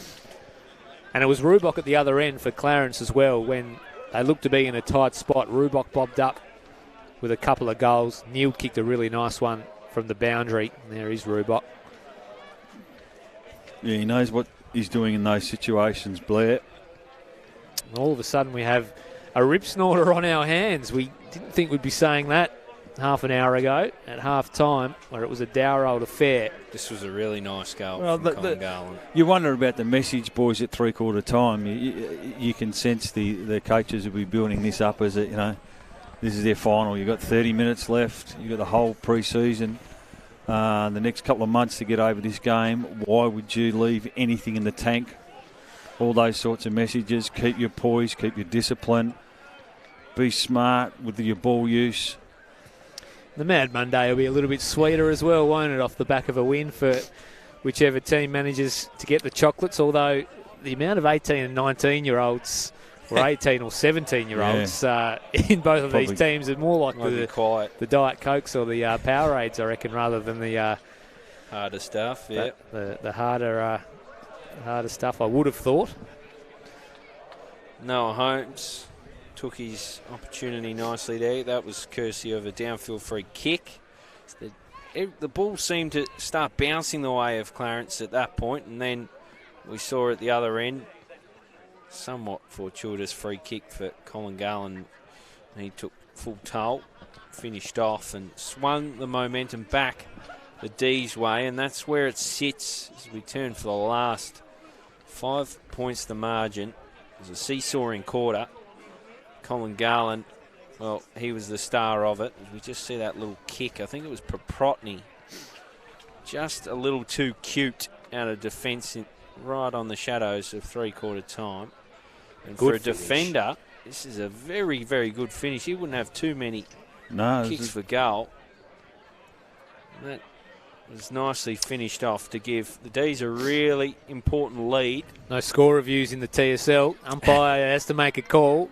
And he did so. Bit of size about the North Hobart huddle, Gilly, at the moment. They're rallied here for the home team.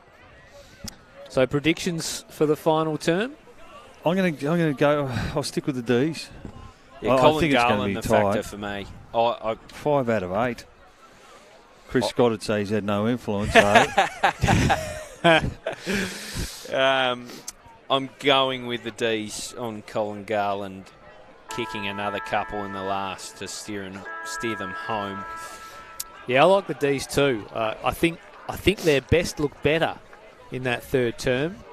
When they won it out of the middle, they looked very dangerous, didn't they? Yeah, they certainly did. And Looks like Ollie Div might be just coming to the bench to start the final term. It'd be good to see him pop up with a couple of goals. Might kick the winner. Just for a That'd be a fairy tale. bit of an wouldn't it? added extra. It would be a wonderful fairy tale for a really good servant of the North Hobart Footy Club. Clarence still in there, Huddle. Let's have a look at the goal kickers. Colin Garland, 5, as you mentioned, of the 8. Ollie Div has 1. Sam Darley and Hugh Williams, as we saw on the buzzer, have the others. Sorry, Ro. We talked about it. It was a big quarter from North Hobart. It wasn't really off the boot of Sam Darley where the damage was done. No, he's gone out of the pretty game, quiet. hasn't he? Yeah, he has. I think an underrated player for North Hobart boys is Angus Norton. Gee, Yep. he is in and under. He doesn't do too much wrong, and I feel for him a little bit. He doesn't sort of get a look in with the under-18 state team and those sorts of things. As he certainly played state under 16s, but for whatever reason, not sure if he's in the program. But certainly he's played a couple of good seasons of senior footy now for North Hobart, and maybe that's where his focus is. Maybe his size lets him down. That's through no fault of his own, but I guess I'm talking about Will he have 50 selectors and those 50 sorts of games things. yet? Senior games? It'd be sort of Yeah, 30, he's- 40, 50 around the mark. He's sort of... You just know what you're going to get from him. I reckon he's a real competitor. I like the way he goes about it. Yeah, good young player. And important to remember that both these teams are without a number of their young Devils tonight We've as seen well. a few of them walk away from the huddle. And they would certainly be best 22 players, the likes of Will Pepin and these types. Ollie Davis probably He'd sneak in. He'd be one of Clarence's best players, I reckon. Yep. Oh, yeah, absolutely agree. Sam got a Collins on the other side. Terrific Yeah. future. Yeah, you'd love it. Yeah, if they're all available. So we are good to go for the start of what should be a cracking final term here at North Hobart Oval. It is the D's with a 5-point advantage. It was the Colin Garland show in the third term. He kicked 4 of his 5 for the match. Blair Rubach kicked a couple up the other end. Clarence took the lead at one stage. North Hobart wrestled it back with a wonderful finish on the siren from Williams as we get into the final term here at North Hobart Oval in the final round of the season. Caswell got it out to Kilpatrick. Nice handball off to the running Charlton, who sends North Hobart inside 50. Garland got hands to it, couldn't take the mark. Ball spills to the front of the pack. Players converge and the whistle is blown. We'll have a ball up 35 metres out from the North Hobart goal. Garland to do the ruck work. Won the tap down. Kick from Buchner was smothered. Tracked towards the boundary by, I think that might be Barwick on the bottom of that pack. In fact, it is, and we'll have another stoppage right forward pocket. Just in the background there, we've got Bailey Fritsch, Max Gorn and Neville Jetta watching on. Reasonably handy trio. On camera. Just having a look at things as the former teammate, I think, who might have kicked that one in Colin Garland, out on the full. Good spot from you, boys. Or Gilly. I can spot the demons Yeah, I was from a gonna fair say, way away. I would have spotted Gorn, but Fritsch underneath the hoodie was a pretty good identification. So along the ball comes off the boot of Jackson, bouncing over the head of Williams, brought down by Jones. Just a little toe poker. It's gathered by Harper. He's claimed in a tackle from Kilpatrick. So Clarence happy for Rubach to be their deepest forward. But having said that, he's just rolled up. So it goes up again. Neither ruck really influenced it. Swung inside towards forward 50. Charlton went for the chest mark. Divenuto came in, fed it out to Kilpatrick. Hands off now. Norton inside. McCulloch tries to shake off one. He couldn't. He's caught by Holmes. Not rewarded the tackle. Worried about Garland was Paprotny. Eventually swings him to ground. Smart from Garland, though. Just happy to take the tackle. Well, Don't cough it up and see if they can make something out of this stoppage. Let's see if he can produce something in front of his mates. His former D's teammates who have come along for a look tonight, which is great to see. Ball spills out. Charlton wrapped up in a tackle. Ball spills free. All wrapped up again, though. So you've got to be on the move if you're North Hobart. Try and get some separation from your opponent. So there he goes again. Another hit out for Garland. Straight to Buchner, who fashioned a handball that came out to Borsboom, who tumbled it, looking to clear 50, unable to do so. Jackson goes after it, fell into the arms of Webley. His handball was affected by Divenuto. Back to Jackson, who gives back to Riley. Underground footy, up towards the wing. Looked high. That's a high tackle. So the Diesel reload here as Ling infringes. Charlton plays on immediately by hand to Kilpatrick, who just ambles around an opponent, sends the D's inside 50. Garland came at it, got hands to it, couldn't take the mark. And that's a big tackle laid. Gee, I reckon you're a little bit disappointed there if you're North Hobart, because Garland crashed the pack. There was 3 or 4 people he was up against, and unfortunately no crummer for the D's. Garland again gets hands to this one. Clifford sniffing around, off for Divenuto. What can he manufacture? Gets a kick out in front of Lee. He's got Holmes for company. Bit of time on his side. Squares up the kick. The flyer brings it down. Bailey with a ball now. Manages to get his kick away. Unconvincing. In fact, it's in the arms of Lee. Lee hands off immediately to McCulloch. He gets his kick away. Shot on goal. Was touched off the boot, I think. See if it was in. So a minor score. Yeah, it wasn't a bad finish, though. Had it not been touched, that was a wonderful effort to get fingertips on the ball, mind you. You just sense that North Hobart at the moment are surging, but Clarence are going to have their say at some point in this last quarter, so you just have to capitalise when you do have the momentum. So driving ball beyond 50. He's marked by Darley, who goes into the middle of the ground, finds Williams. They've moved Darley in the back half, haven't they, to try and get some run. So Williams will drive the footy up towards the 50. Garland from a couple deep, again gets hands to it, unable to drag it down. It's all wrapped up once again. So another arm wrestle forming here in the final term. The footy's all locked up at right half forward for the D's. 5 minutes gone. They hold a 6-point advantage. So up it goes again, down from Ireland. Jackson now squeezes out a kick, comes to Riley. Now with Ling on the outside of his boot, moves it down the wing. Darley, good body position. Takes a good grab. Not his best kick, in fact, probably his worst of the night. Dropped off from Webley to Harper. Can they make them pay the other way? Over the top to the danger man, Rubach. He wastes no time. Over for Neild, and he'll power it on through. And just like that, Clarence get the sucker punch on North Hobart. Well, when he's allowed to get it over the back, Rubach, with his speed, just watch here, Darley.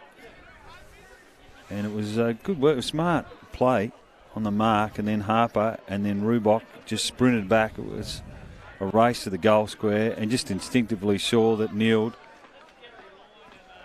and handballed and kicks an easy goal. All of a sudden, we're back to square level. Give off the handball, because it's. I could kick that over my head from there, I reckon. Yeah, and I'm no good at all. I just feel you're adding more numbers to the equation that need to be added. Jeff Farmer did it once, didn't he, famously, to Gary Lyon. Gary Lyon. He wasn't ready for That's right, yes. You do see it. So back in the middle, things all locked up once again, 59 apiece.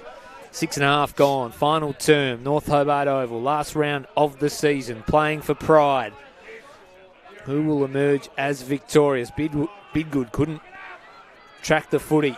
Ireland goes after it. Did well for a big man. Got it off to Caswell. High tumbler inside 50. A pair of D's converge. Unable to take the mark. McCulloch was there. Did really well. Just got a foot in there to affect the contest. Coburn was ripped off it. D's still fighting hard. Shoveled out by Buchner. Gets it off to Jones. Here they go now through Webley the Ruse. And the kick will be chopped off by Walker. Disappointing kick on that occasion. So is this one. That's a shot. Brave kick from Walker. Eventually made okay by Ireland. He might have given away a free kick in the process, though. He has. It's now with Preshaw. He chisels one. in the path of Rubok, who's racing inside forward 50, has a look at the sticks and misses. Gee, could have kicked a couple more tonight, Rubok. He's looking more confident though, Cam Brown. Oh, it's the best game I've seen him play this year. He's looked dangerous, hasn't he? So 1 point lead for the Roos as Darley brings it out of defence. Bailey won it down. Yates now looking to kick towards Divenuto in his final game. Doesn't get to him. Beerley loses his footing. Gets it to Howlett. Feeds out to Holmes, and he just cools the jets and finds Jackson. Jackson at half back. He's got a switch on that he likes. He hits it. It's Jones. Takes the market. Right half back for the Roos. He'll kick beyond a wing. Wonderful leg from the experienced Jones. I thought North Hobart well set up, but that was a brilliant kick. Neal wheels around, kicks deep inside 50 for the Roos. Awkward old bounce. Cox on the end of it. Tried to get it off to his coach in Webberley. Fighting hard at ground level was Lewis Johnson. He's unable to fashion something. He locks it in. Clarence maintain a 1 point lead. He's had his season crawled by injury, Cox, hasn't he? Just hasn't got that confidence, I don't think, in his body that we've seen. No fault of his own. He used to dominate games, Cox, and still a very good player, mind you, as Charlton gets the clearing kick for North Hobart, track to the boundary by Preshaw. But it beats him, and we'll have a boundary throw in. 1 point ball game. This is rare air for TSL stream, I'll tell you that much. Well, you wanted a close one, and this is about as close as it gets. A 1 point ball game. Could be in good form coming into the finals, boys. That's what we want, is the ball thrown in over the top island. Won it down well for Charlton. His kick finds Linger, the opposition. Squares it back up. Island didn't complete the grab. A bouncing ball, hot to handle. Gathered by Webberley. He feeds to the pre-short runner who came past. He couldn't gather. Gathered by Keeling. He's caught by Bushner. Yeah. He might be in trouble. The ball eventually spills out. Not rewarded there, Bushner, but as I said before, I reckon it's the best game he's played this year that I've seen. Been very good. Might have just found his spot, which is great for him. This ball comes in again. Holmes this time wins the hit out, but not convincingly. Looking around was Norton. Jackson sharks it. Couldn't find Preshaw with his kick. 1 point the margin here at North Hobart Oval. 10 minutes say, gone. boys, 10 goals might win it, and it may well be the case. Well, it's ebbed and flowed this game. The best parts have been very, very good. The worst parts have been very, very bad. On average, it hasn't been a bad game of footy. Ethan Jackson just stumbling, managed to feed up the handball. Lewis Johnson went after it. He's dragged off the footy. In fact, he was held without it. So Lewis Johnson will put the Roos inside 50, but it's not a great kick. It's picked off by Williams. Comes across and takes the mark. Kicked a really good goal on the three-quarter time siren. Gives it off to Williams ×2. Ball to be won on the wing. Barron got the handball out, went up after it again. Keeling was in there fighting hard. Nobody able to win a clean possession as it spills out once more right in front of the interchange gates. 1 point ball game. They've got North Hobart, have got Garland as that deep forward, sitting about 30 metres out. You That's just where I feel he's reckon got something big left in him, don't you? Yep, from 0 to 30. That's his best spot in the context of this game, I believe. So they wrestle for the footy on centre wing. He's gathered by Riley, but he was gathered by a demon in Caswell. The Roos lead it. Lead's been changed a couple of times this evening as it's one down by Island. Charlton drops it off. McCulloch with a kick inside forward 50. Bailey had best position on Garland. Used it to good effect. Takes the grab.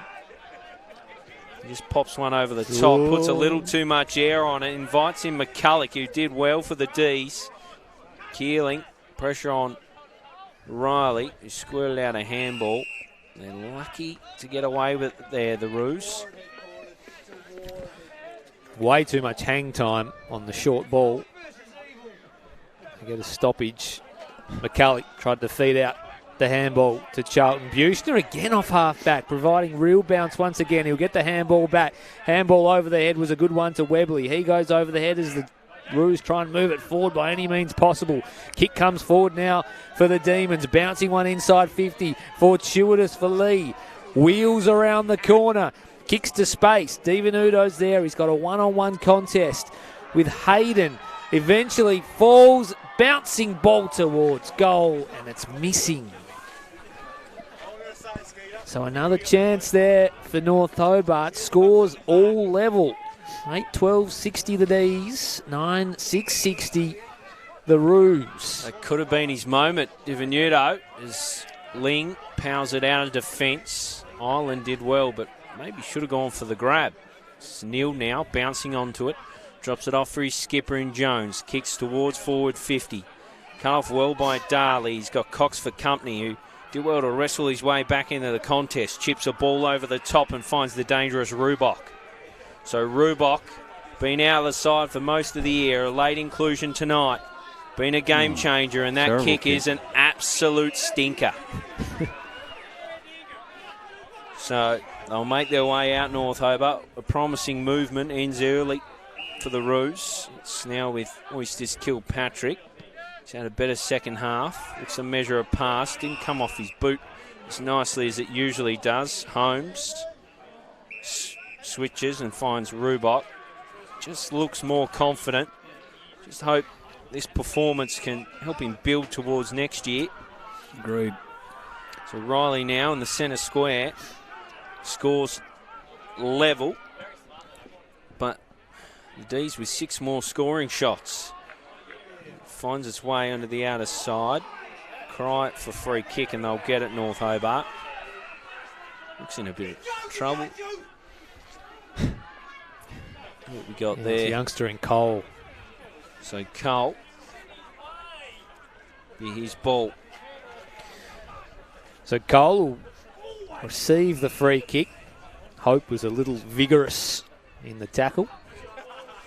In the wet area beside us, predominantly Clarence fans, weren't overly happy with the decision, as the ball is spiked over the boundary on the far wing. We are all locked up halfway through this fourth and final term, the final term of the season for both of these teams.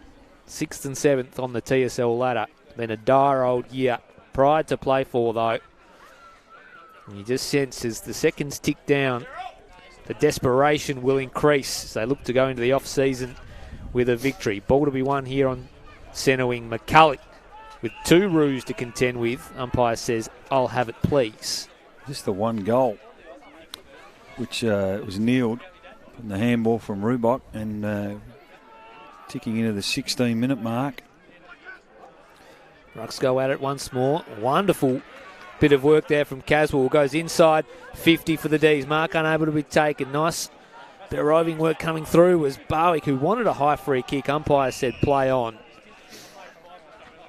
And we'll have another stoppage, this time 35 metres out from the North Hobart goal. So Garland to do battle with Bailey. Garland taps it over the back. There's a whistle. It's going to go the way of the Roos. Beerley. So Beerley measures a pass. Looking for Borsboom. Landed in his lap and he helps it out. Looks like the 3Ds boys have stuck around out there in the forward pocket. They haven't decided to wander off just yet. I've watched them reasonably closely and they've had some advice for Cole Garland the whole way through. Wonder how Maxi Gorn's rating his ruck work. I'm sure he's enjoyed that. As the ball comes in again, down from Ireland, looking into the path of Charlton. I wonder whether he did much ruckcraft with Gorney back in the day. I wouldn't have thought so. He's had a really good evening tonight though, Cole. 5 on the board as the ball comes in again. Holmes into the path of Ling, slips through his fingers. Flashing through was Clifford. He was caught in a tackle immediately though. It's tightened up, hasn't it, this last quarter? Certainly has. This is more reminiscent now of the second term. Bring back the third term. All that excitement, the shootout hopefully this last 10 minutes or so can produce something of note as Clifford lays a big tackle. Ball spills out to Jackson, tries to shrug one off, keeps it in play. Roos work it out by hand. Riley gets the kick away. Appealing for out of bounds on the full was Darley. I think he'll get it. A lot of play on that outside, boys, and sometimes it's been trapped out there all night, hasn't it? I was going to say trapped is the word, and it can be difficult. Both teams probably want to be brave and go through the corridor, high risk, high reward. Here's Holmes and Ireland doing battle once again. Ireland just spikes it forward. Clifford, who's been pretty good in this second term, drops it off for Caswell. We'll send North Hobart inside 50, and here's the mark through Lee. Yeah, well done by Caswell. He's been one play when he has had ball in hand. He's looked to run and carry. He's got good vision. So Nick Lee in the long sleeves this evening. Haven't called his name an awful lot tonight, but he got the distance. This is a really, really big kick. He'll kick from about 48 metres out. And he comes. Didn't look great off the boot. It won't get the legs and it won't have the accuracy either. Just the minor score, but it's enough to put the D's in front. It's important as we're beyond 18-minute mark as this kick comes out from Bailey. Jones wastes no time. Gets his kick towards Neil. Right at his laces. Neil gathers. Turns and burns. Steers a little ball looking for Harper, but Charlton stands in the way. He's got a player on the corridor. Good kick. Heads there. And that player is Darley, a dangerous one. Raking right boot, looking for Ireland. He had to stand there and take it in. Stand there and take it. He did. Gets it down for Lee. A pokey little one over the top. Cut off by Bushner. He'll gather the footy. No, in the end it's Lewis Johnson that does. He's caught.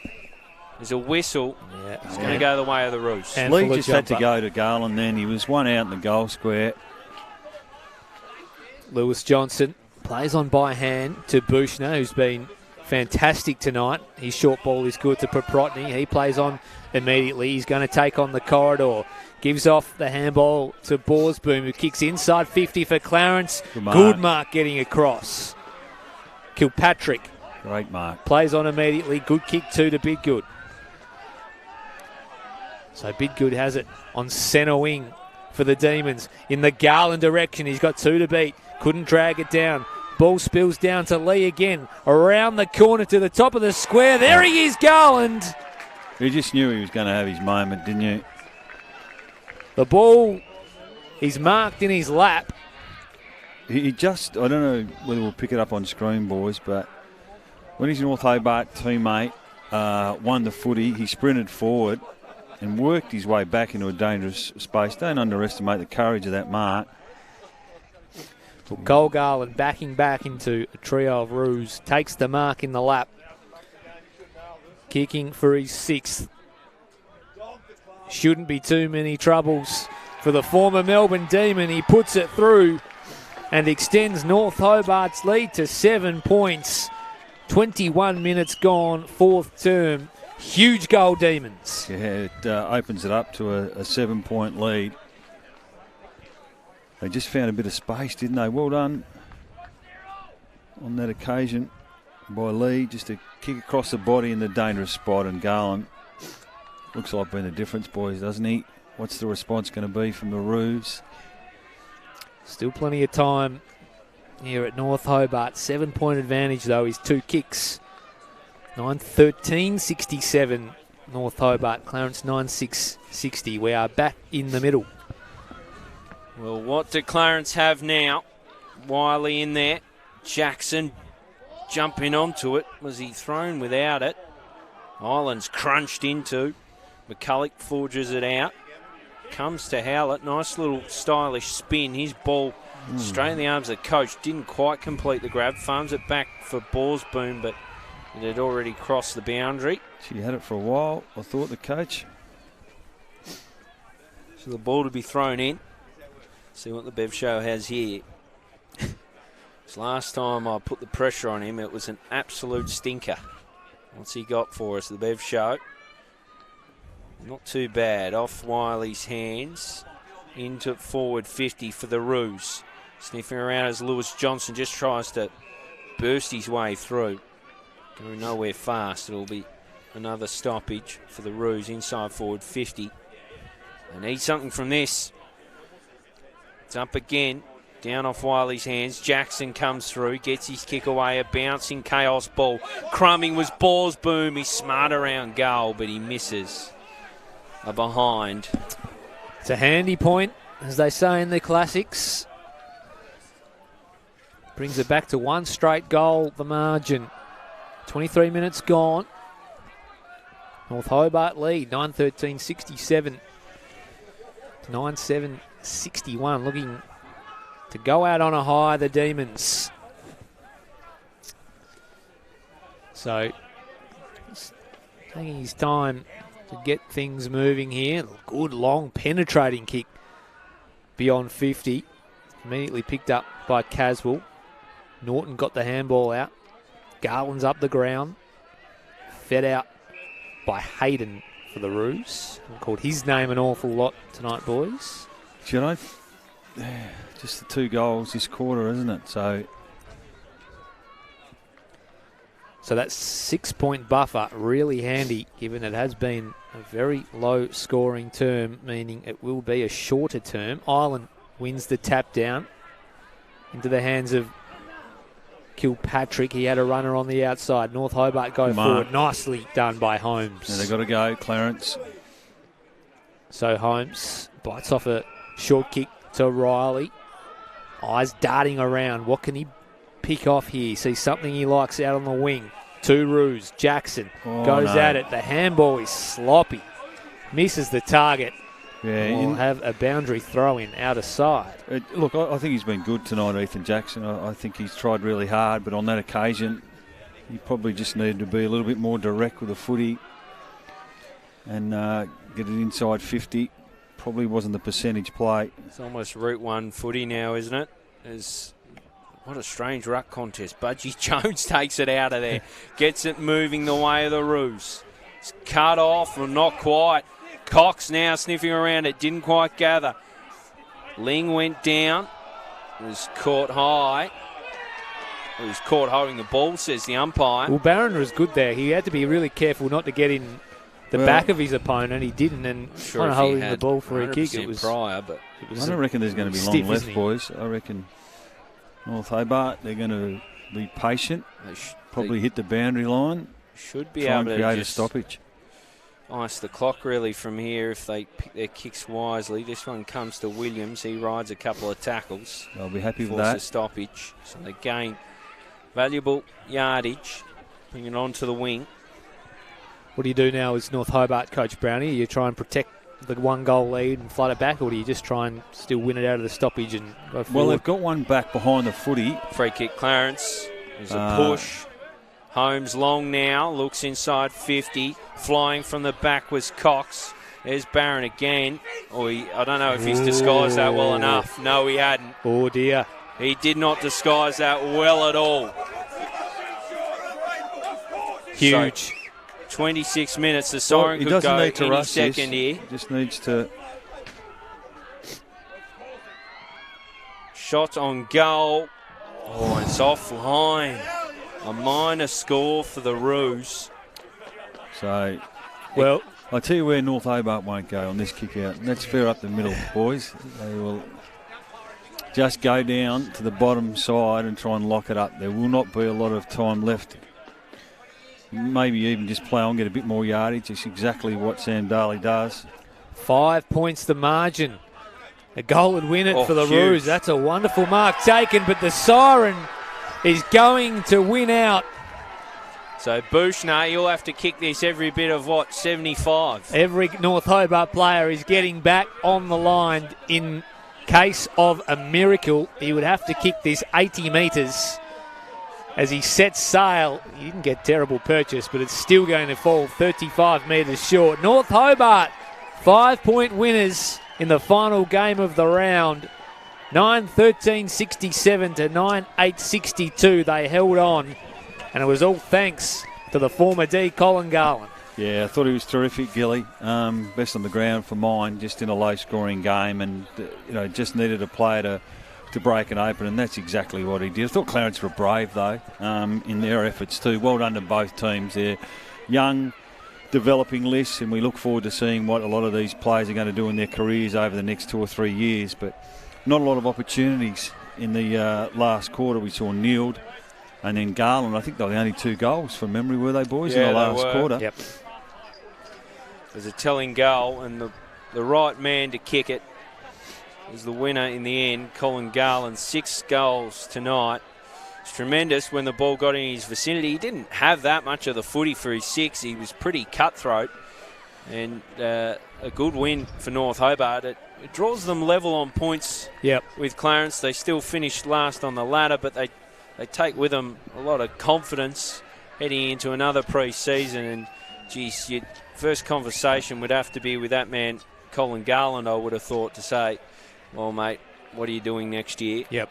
I hope you're playing your footy with us. Yeah, and Clarence, they avoid a bit of unwanted history, but only just by percentage. They were staring down the barrel at one stage of their first wooden spoon since 1958. Wooden spoons and Clarence very, very rarely go in the same sentence.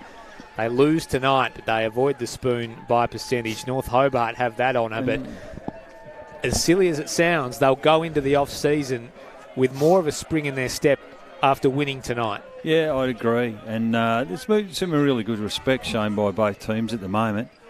Obviously, Ollie Divinito in his last game, a great way for him to go out on top. Played with both clubs too. And, well done. Well done to both teams. I think they can both hold their heads high, and coaches, while Jeremy Webley would be disappointed not to get the 4 points, I think he'd be really excited by the game of Jackson. I thought Bushner, as we mentioned throughout the call, Rubok was good. Borsborn's really classy with ball in hand. So there's a lot to like about it for the Roos, and they're an undermanned list in terms of some of the experience and injuries that have been taken out of their side this year. But they'll be better for it, for the experience this year, so too will North Hobart. But well done on both teams. It was a scrappy game at times. Every now and again it opened up, and we saw some really good play from both teams. And it looks like both teams are actually going to clap Ollie Divinito off. Is that how I'm reading this, boys? Yeah, it looks that way. A guard? Well, good win by North Hobart. We said at the start of the night it was a flip of the coin sort of game. It panned out that way. Deserved victors, North Hobart, 9-13-67. Defeat Clarence 9-8-62 as Divinito is chaired off the ground in his last game for the club. We don't have live images currently of that. There we are as the scoreboard comes away. So a really good victory and a good note to finish on for the North Hobart Football Club. It's been our pleasure bringing this coverage to you live from North Hobart Oval. Well, we'll be back next week with the big stuff, the finals. We're looking to stream all of the TSL finals this year, so enjoy our coverage. We'll join you again next week. Bye for now.